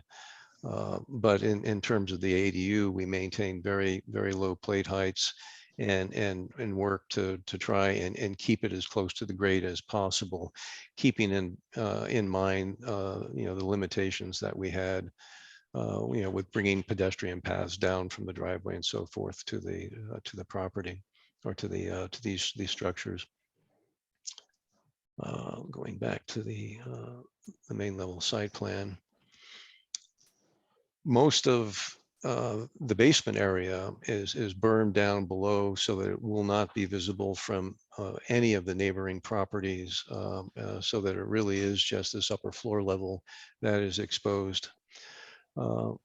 We have worked with our landscape architect to try and come up with a landscape plan to help address these issues. Now, the analysis that we conducted on site, of course, it's limited to being able to stand around and look from the site off property to see where you think you might find gaps in the screen and the existing landscape screen that really need to be filled in. And this is important to us because really the best mechanisms that we have to protect the privacy and natural environment for our neighbors is to really pay attention to that screening.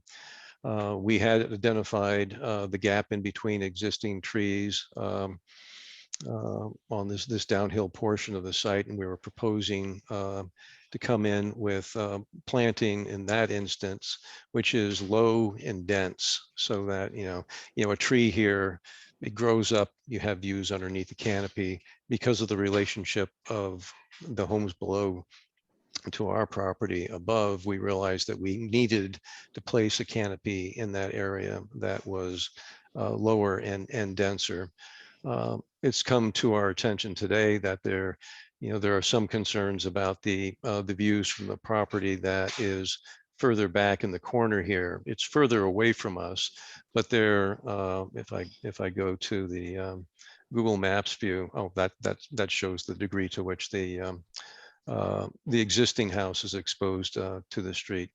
If I go up into an aerial view here, it's essentially this gap in the screening down here, which would provide unobstructed views from the private areas of the backyard here up to the area where we're planning to put the residence. What we're entirely willing and happy to do is work to identify where precisely we would need to add additional landscaping and to identify what kind of landscaping that needs to be in order to address those view corridors. Moving forward to discussing the materials on the project, switch over to, oops, I'm on the wrong plan. No wonder I don't have bookmarks. in the materials, we revised the palette on the project to make sure that the images were muted. The thing we had the most trouble with is the hardening ordinance, the protection which goes over and above the state's wild land interface, fire interface requirements by requiring non-combustible exterior materials. And the challenge that we're trying to work out with the building department is in the building code, non-combustible has a really specific meaning, and that is that it complies with UL testing that's done by laboratories for specific materials, which is normally paid for by the manufacturers who create the materials. The somewhat ironic thing about it is natural materials like a stone veneer, in as much as they're really not manufactured by a proprietary company, nobody tests those. So technically, even though they're stone, they don't comply with the building code's interpretation of non-combustible.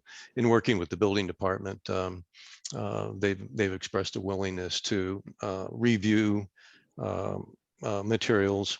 We're proposing a fiber cement siding up here because it completely complies with the non-combustible material. But we would like to continue our discussions with the city to try and identify an assembly which would include combustion resistant materials and more non-combustible materials with additional fire protection measures that are consistent with the building code requirement to determine the best material that we can use in the areas where we have the vertical the siding indicated on the elevations. I think those cover the main issues that are of concern with you, other than the grading, where our plan is to, as we're excavating, to try and incorporate as much of the excavation or if possible, all of it, to eliminate offall or to minimize it to the fullest extent possible. I think that covers the issues that I believe are important to you. So I'll return the discussion to you for comments and questions. Great. Thank you, Mark, for a very thorough presentation. Commissioners, do you have questions for the applicant team? Jump right in. No questions from me. All right, Al. Thank you. You, Megan? None from me either. Okay, Kenny. None from me either. All right.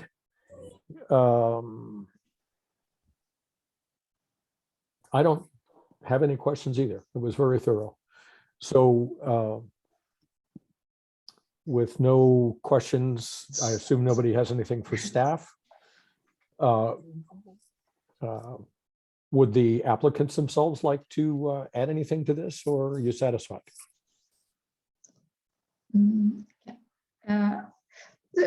Well, I would like to add a couple of comments, if I may.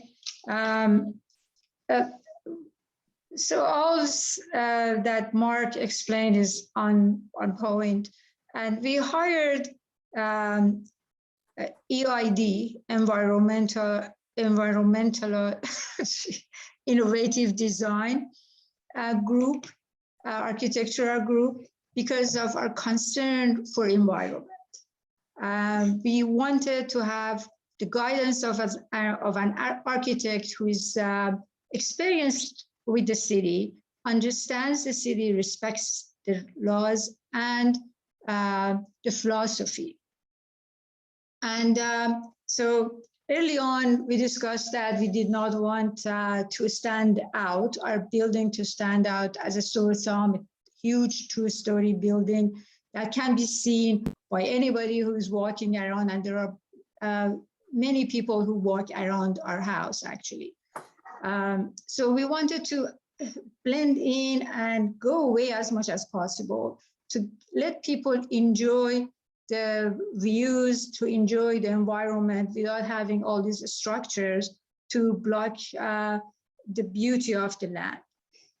So from my perspective, or our perspective, there are technical reasons that Mark explained, but from my perspective, it was very important to respect all those elements.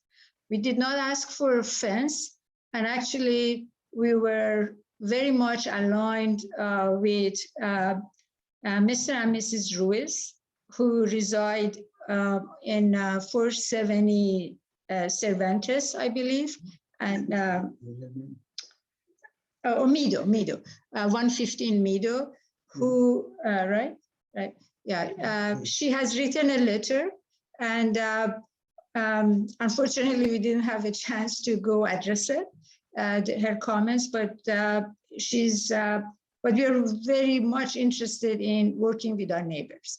Early on, we went and we introduced ourselves, we communicated what our intentions were, and we gave him an opportunity to comment. And Mrs. Ruiz told me that she was against fence, and she wanted to maintain a corridor for wildlife, which we are completely in agreement. And when she mentioned fence, my reaction was, oh, she wants for us to have a fence. And then she said, no, we don't want a fence. We said, okay, that's given. And then we have one neighbor on the other side of Westridge, the Savage family. We met them. They requested to come to the site to see where the building was going to be built. So we actually went to the site. We showed them where the building was going to be built before story polling, before all this, back in January. And they were very concerned with the location of the existing structure. Apparently, there was noise from this structure that could travel to their house, and they did not want us to build in that location. So they were I think they were very pleased to see that we were not going to build in that area. We were going to be farther away from Westridge. And we actually placed our garage and ADU. One reason, another reason, not so technical reason, was to block any possible noise from our structure to their house. So we met all of our neighbors, and everybody was supportive. And I think everything that we have put in the plans, as much as I know, not being a technical person, not an architect, is meeting all the city's requirements as well. So that's a summary I wanted to present. Thank you very much. Commissioners, do you have any questions for the applicants? All right, I'll close the presentation portion. I will open this for public comments. And anybody who would like to address us on this item. Again, we're taking comments, especially given in the interest of time, we'll try not to get too much into back and forth question answer, but staff may be able to direct you if you have questions to answers on various subjects. And of course, we'll take your comments into consideration during our own deliberations. But Laura, do you have people who wish to speak to us? We do. We have 4 people with their hands up right now. First is Jim Gogan. Go ahead, Jim. Hello, good evening. My name is Jim Gogan. I'm the son of the owner of 480 Cervantes, which is just down below to the southwest, I believe. And her name is Amy Gogan, and she is here with me, as well as my sister Kathleen. I think we just had a couple of comments. The first is, the property is high and it looks directly down onto my mother's property. And I understand we don't want to do a lot of gardening and landscaping. I guess my point was, would that be considered as part of the development? I think the second question is related to, erosion and drainage related to an antiquated septic system. Things flow downhill. We're a little bit concerned about the development and how it'll relate to that. Yeah, but there's a really steep slope right at the property line, and just worried with the excavation and the grading and things like that, is that going to cause erosion issues as well as the privacy concerns?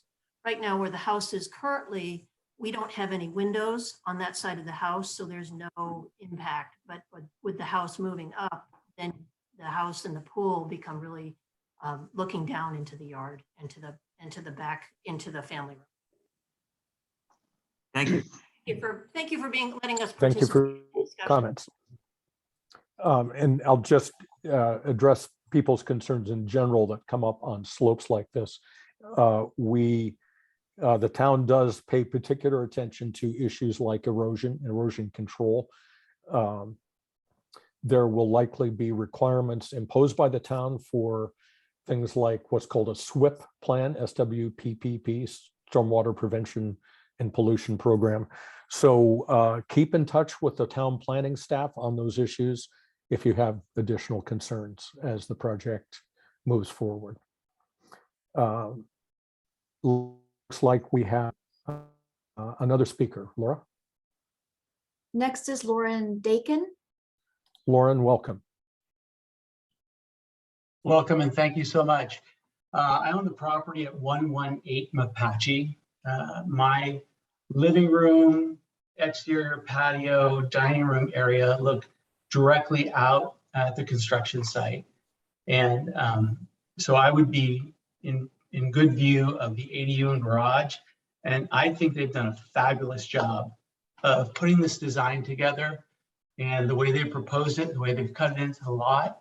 And I'm really glad they put so much effort and thought into this process and didn't just try to construct a monstrosity that would be an eyesore. So I wholeheartedly support this project, and I wish them all the best. Thank you for your comments. Thank you so much. Laura, who's next? Ginger Creevy. Ginger, welcome.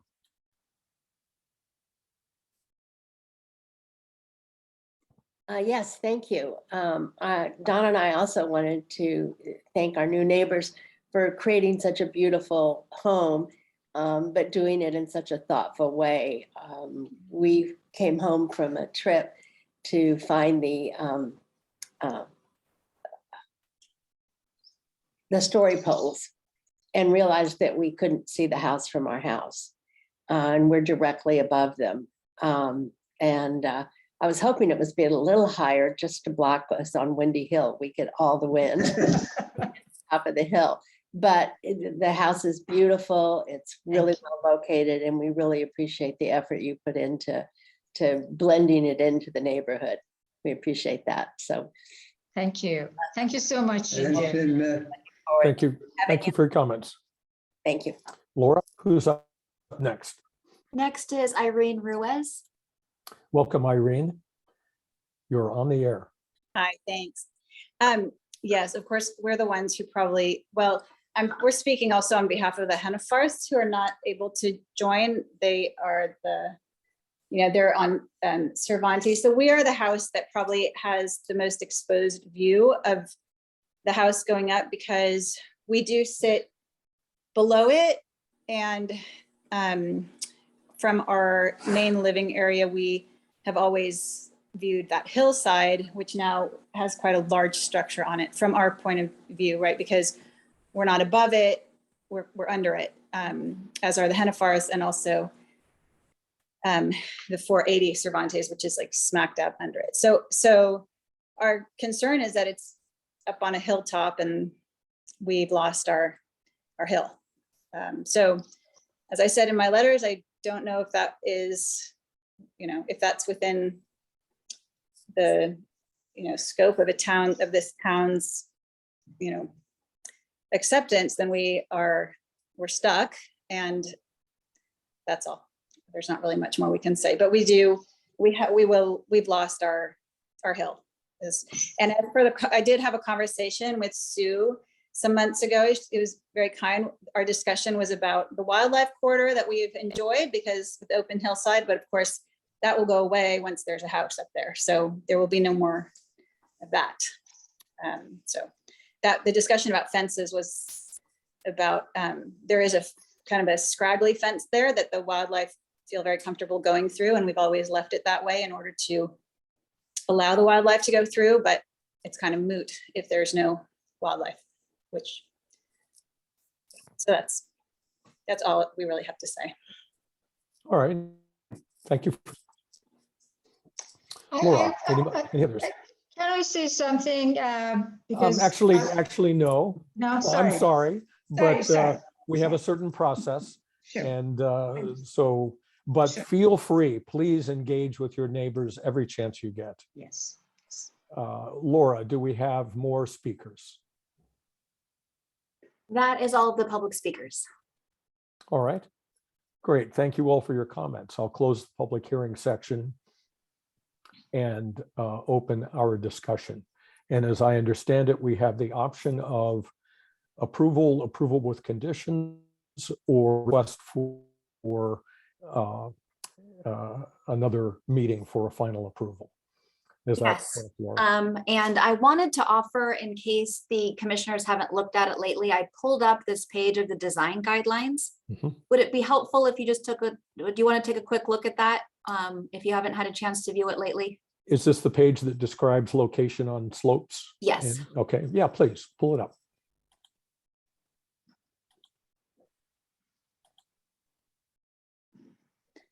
So this is the ridge lines and hilltops section of the design guidelines. And so, you know, the diagrams are important here. So the diagram is talking about this structure that's fit into the hillside and not at the very top versus, you know, this one that's not fit into the hillside and is farther up to the top. And then this language is important also. Avoid, whenever possible, avoid siting structures on ridge lines and hilltops. Minimize removal of tree masses so as not to disrupt the natural silhouette. Minimize off-site visual impacts through use of natural colors and materials that blend with the natural environment. Keep roof lines of structures below the height of the existing tree canopy. And any construction on ridge lines should integrate with the natural context. Structures should be stepped with the hillsides, and slopes of roofs should mirror slopes of the terrain. So those would be the primary factors, because there it goes on to another topic. So these are the primary things that the ASCC should consider in terms of whether this project complies with this diagram and this language.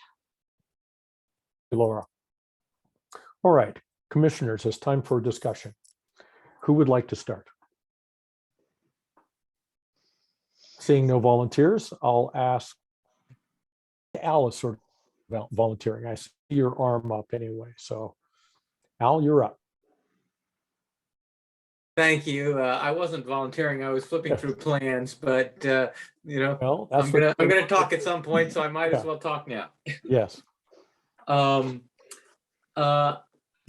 I think that this project is well thought out. You know, I think that the design is good, and from my perspective, the siting is appropriate. You know, given the hammerhead and what they were trying to accomplish, I feel like the project team has done a good job. I know that there are neighbors that are not thrilled with what's being done, but we've seen a lot of projects that had more of an impact on neighbors than this, and we've generally been able to,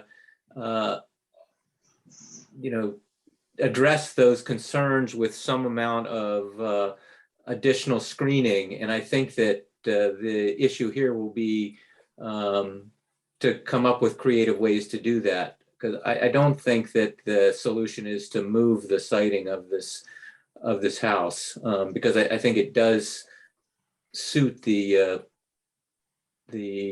lot. You know, when I look at this, I think that there are lots and lots of positives here. I mean, there's a good landscaping plan, modest water requirements, limited landscape area, no fencing,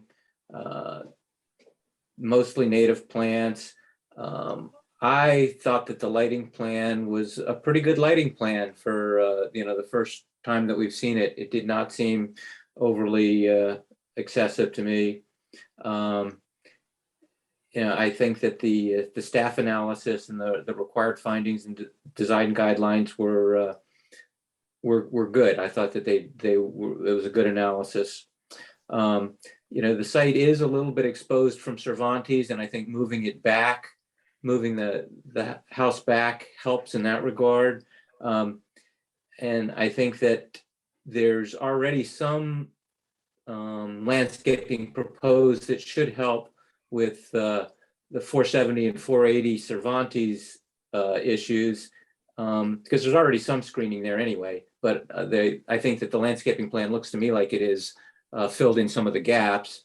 And then I think for 115 Meadow, the solution may be to plant an oak tree kind of down in the corner of the triangle, or that will hinder their view of the meadow, but it'll also block their view of the house. So that's kind of a discussion to have with them. There's some screening in the back of the house already with the toy-ons. So I don't think it's going to be as bad as they are concerned with currently. But there are solutions between either adding trees or some more toy-ons. But overall, I feel like this is a good proposal for this lot, and I'm comfortable moving forward with it tonight. And I think that the trick would be just crafting a condition to allow a little bit more review of screening to reduce the impact on the neighbors. All right. Thanks, Al. Kenny, what are your thoughts? I fully agree with Al. In particular, I do think there's a difficulty that has obviously arisen from the fact that this is a prominent site, and there's no it may not be possible to provide all the amenities that the site provided to everybody all at the same time, or at various points in time throughout the site's history. And in the end of the day, this hill is the applicant's hill.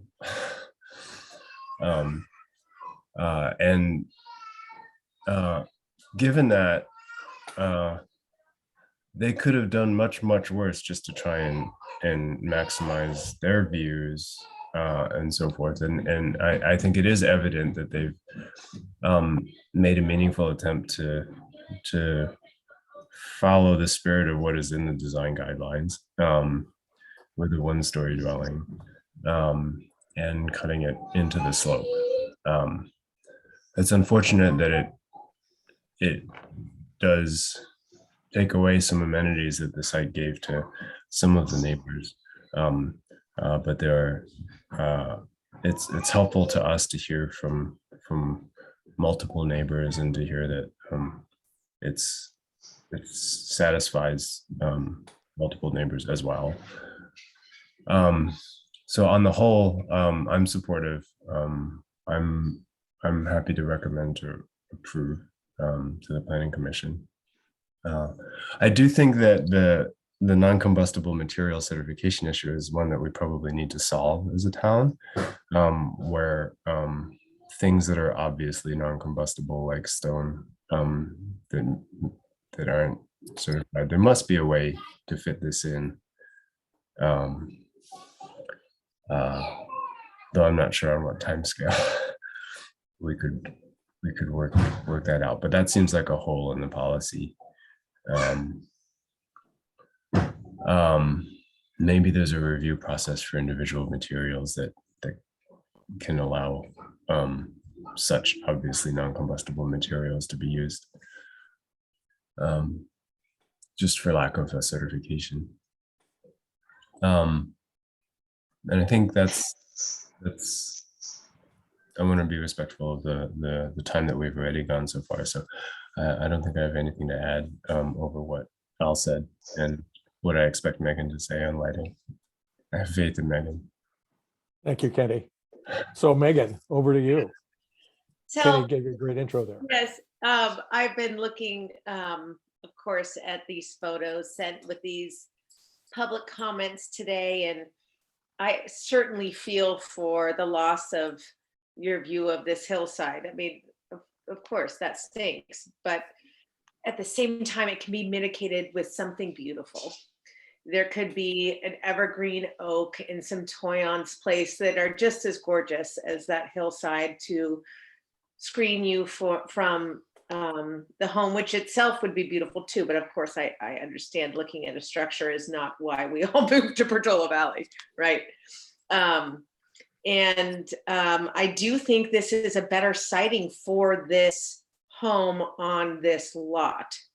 So it's complicated when you have so many surrounding neighbors looking up at it, right? As anyone who passes by on a horse or a bike or a car or walking would as well. So I think that you as neighbors can, with the support of the ASCC, of course, can help find a solution to make everyone happy here. I think it's a beautiful design. I think it's going to work, and I'd love for you to have a little faith in each other to work together. That's always the best. And I could absolutely support this going forward. Thank you, Megan.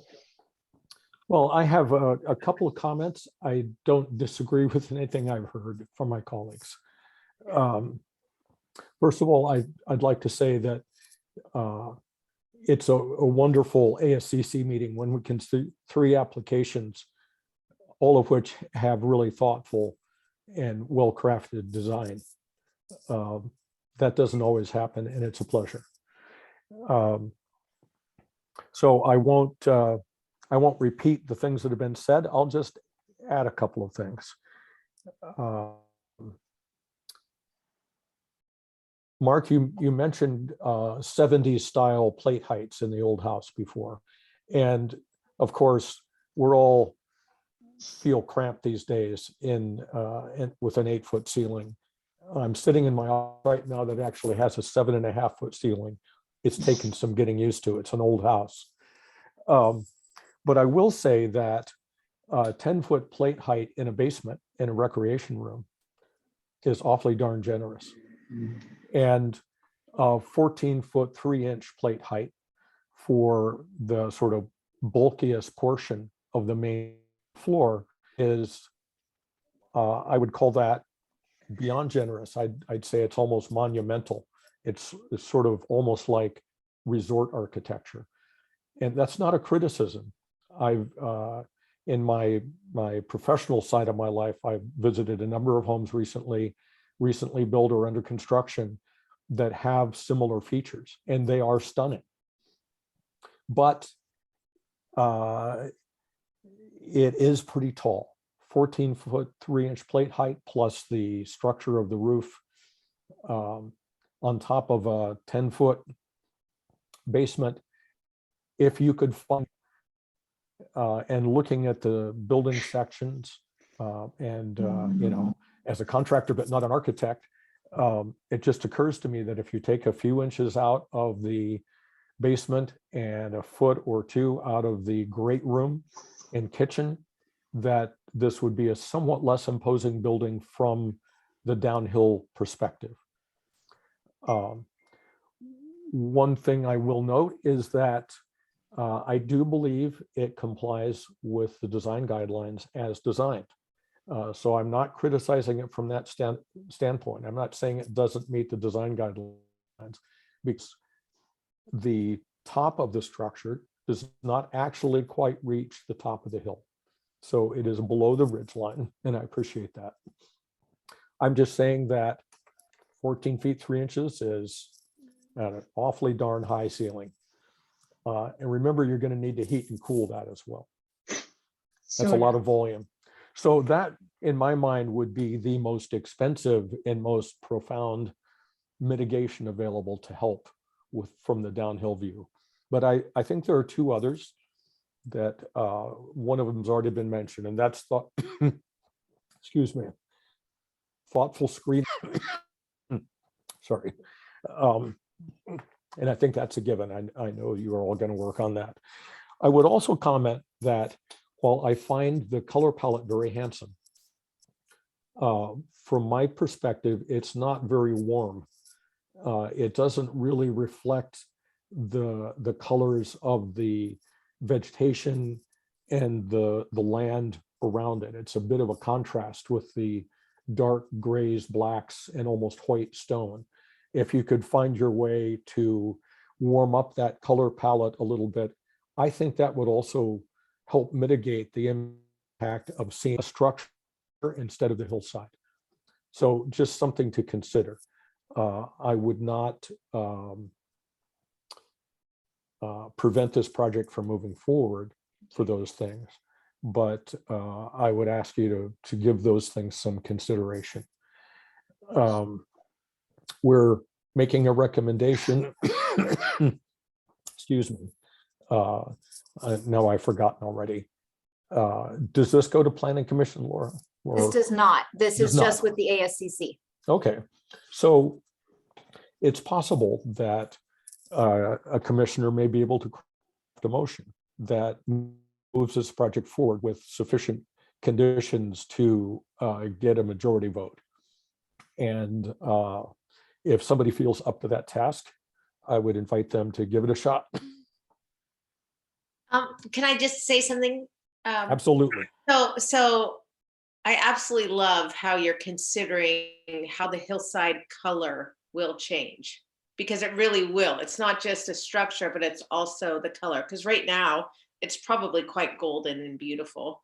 It was green a little bit ago for a moment, but that is interesting. And we usually don't choose a color scheme for a project, but when you do want to soften the look from afar, it might be something for a neighbor to consider, because of course it conforms with all of our regulations and reflectivity and blah blah blah and materials and blah. But I do like that, Dave, and I'm glad you brought that up, because there is a way to soften the features with color and material. So I would absolutely welcome the applicants to maybe warm up their tone. So I'm glad you brought that up. Okay.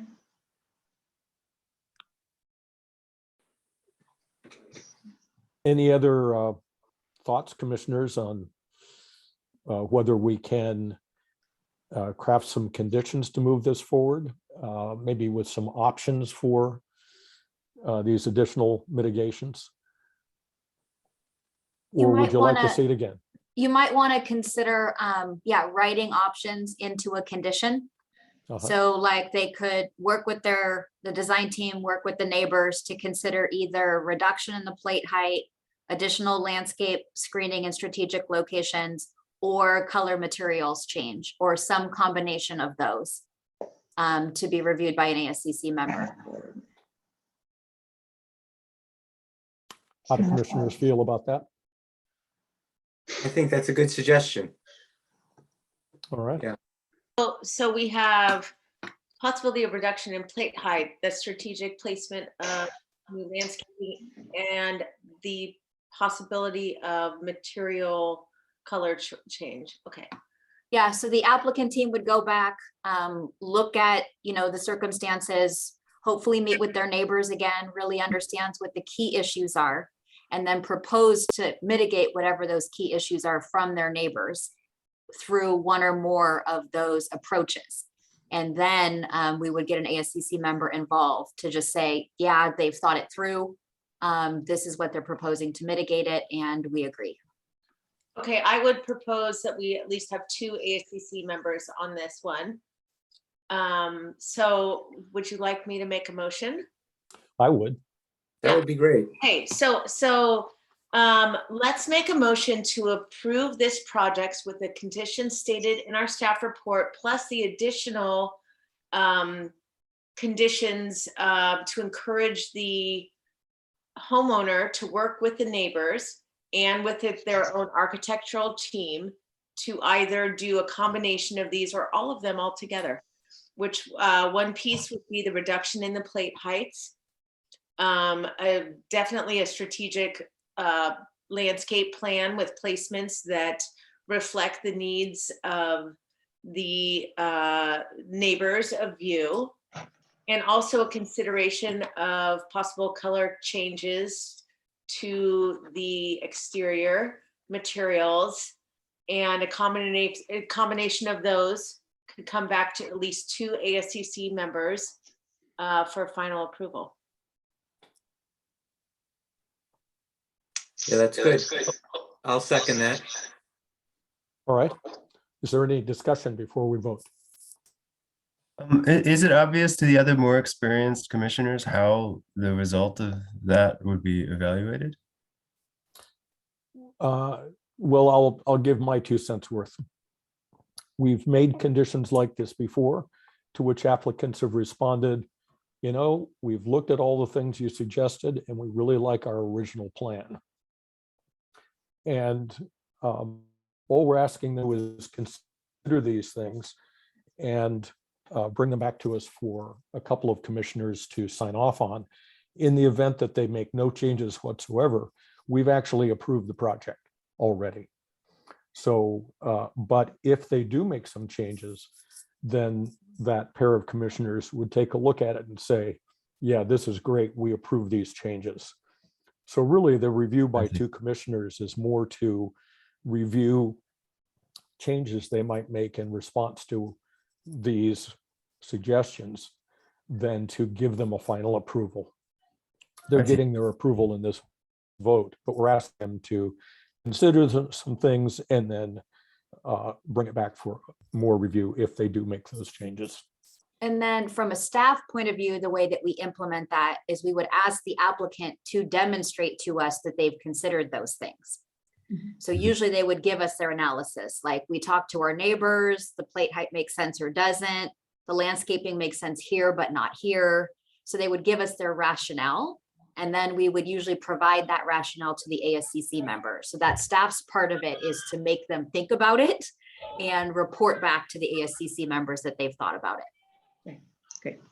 That's helpful. Thank you. Okay, well, we've got a motion, we've got a second, we've had some discussion. Let's take a vote. All those in favor of this motion, say aye. Aye. Aye.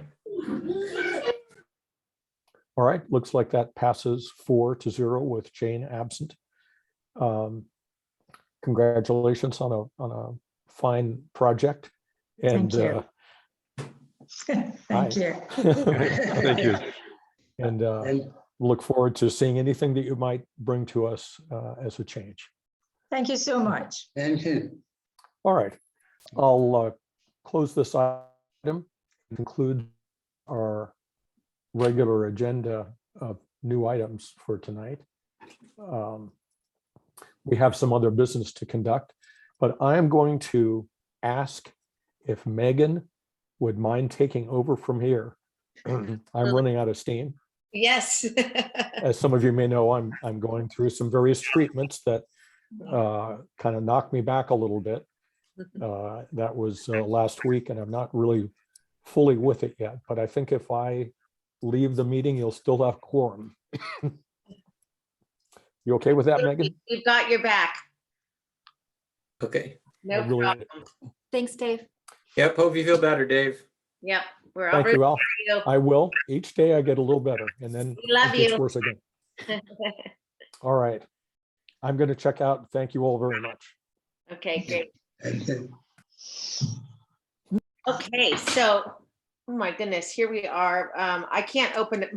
I'm having terrible technical issues. It's a very unstable, it keeps telling me internet connection. I'm like, thanks. Is this possible? But We're on commission reports. Yeah, let's move on to commissioner reports. So has anyone in our commission visited a site recently that they'd like to share upon? And I can actually share one first. So I was up at, is it Redberry Ridge up at Blue Oaks? do you all remember that very space-like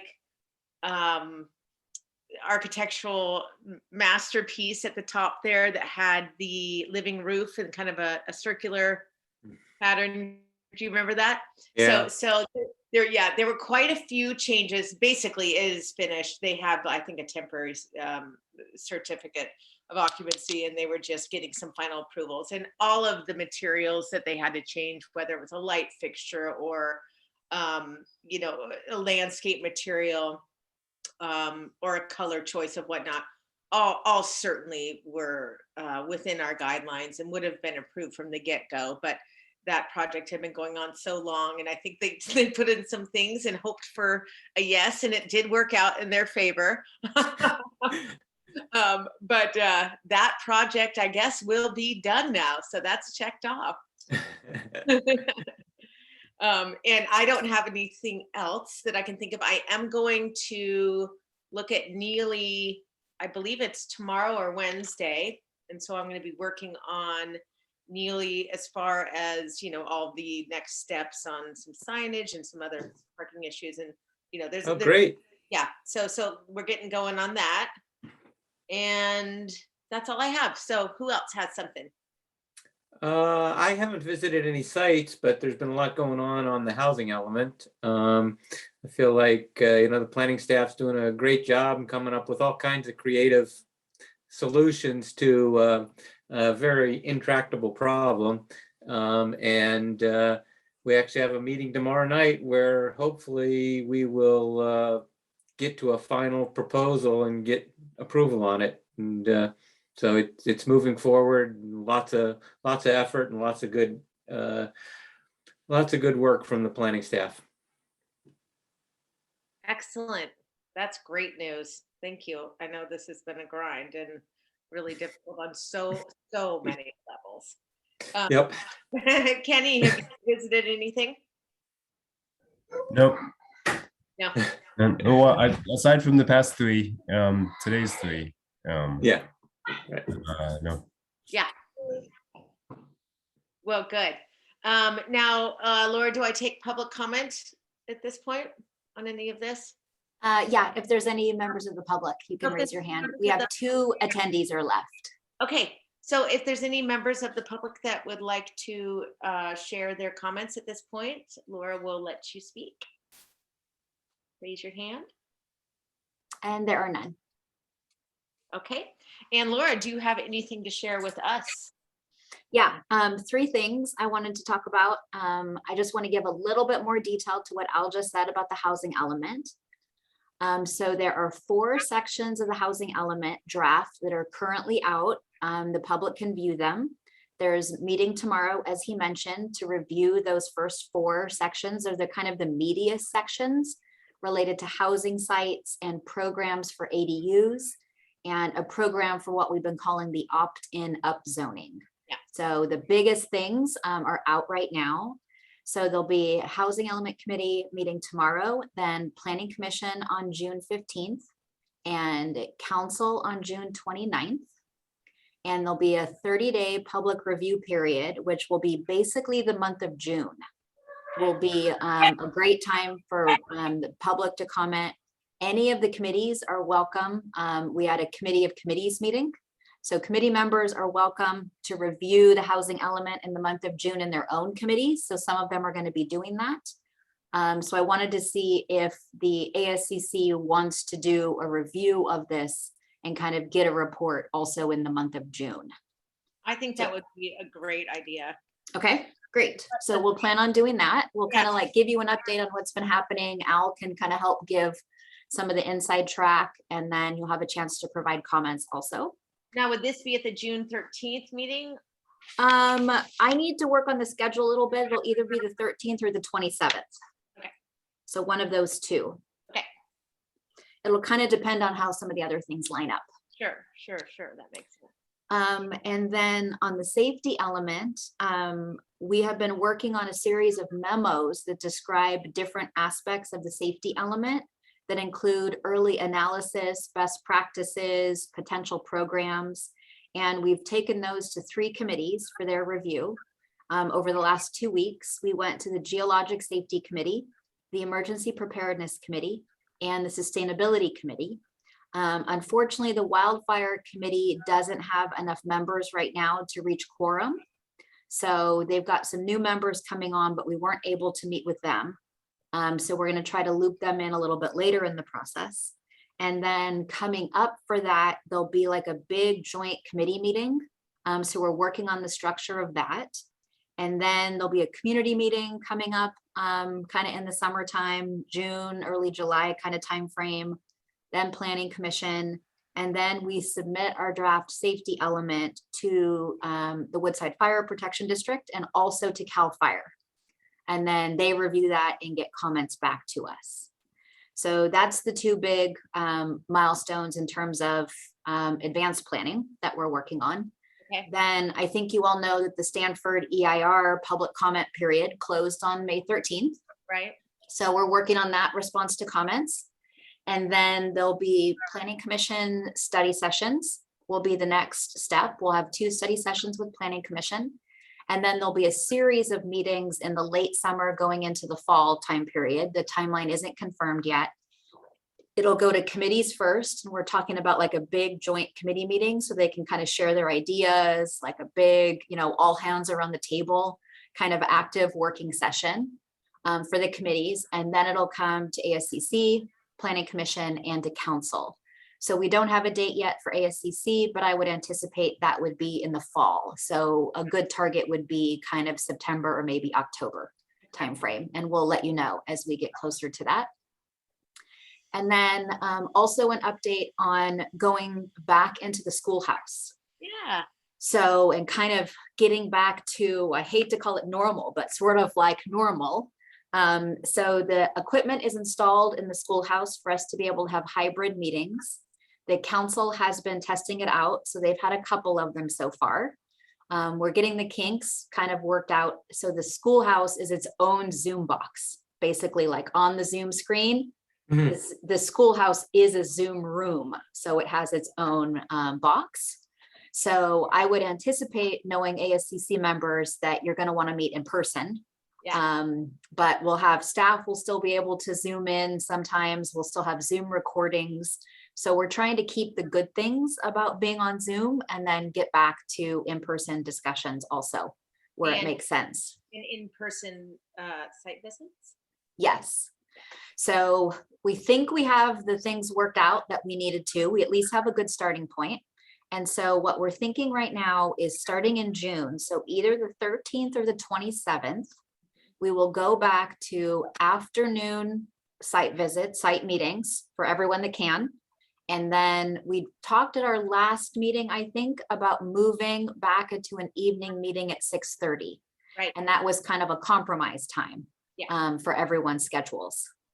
So I think we'll make all that switch at once. We'll do hybrid in-person site meetings, go to 6:30 in the evening and switch to hybrid, because we're going to have some kinks in the works. We might as well just have some kinks in the works and get it worked out.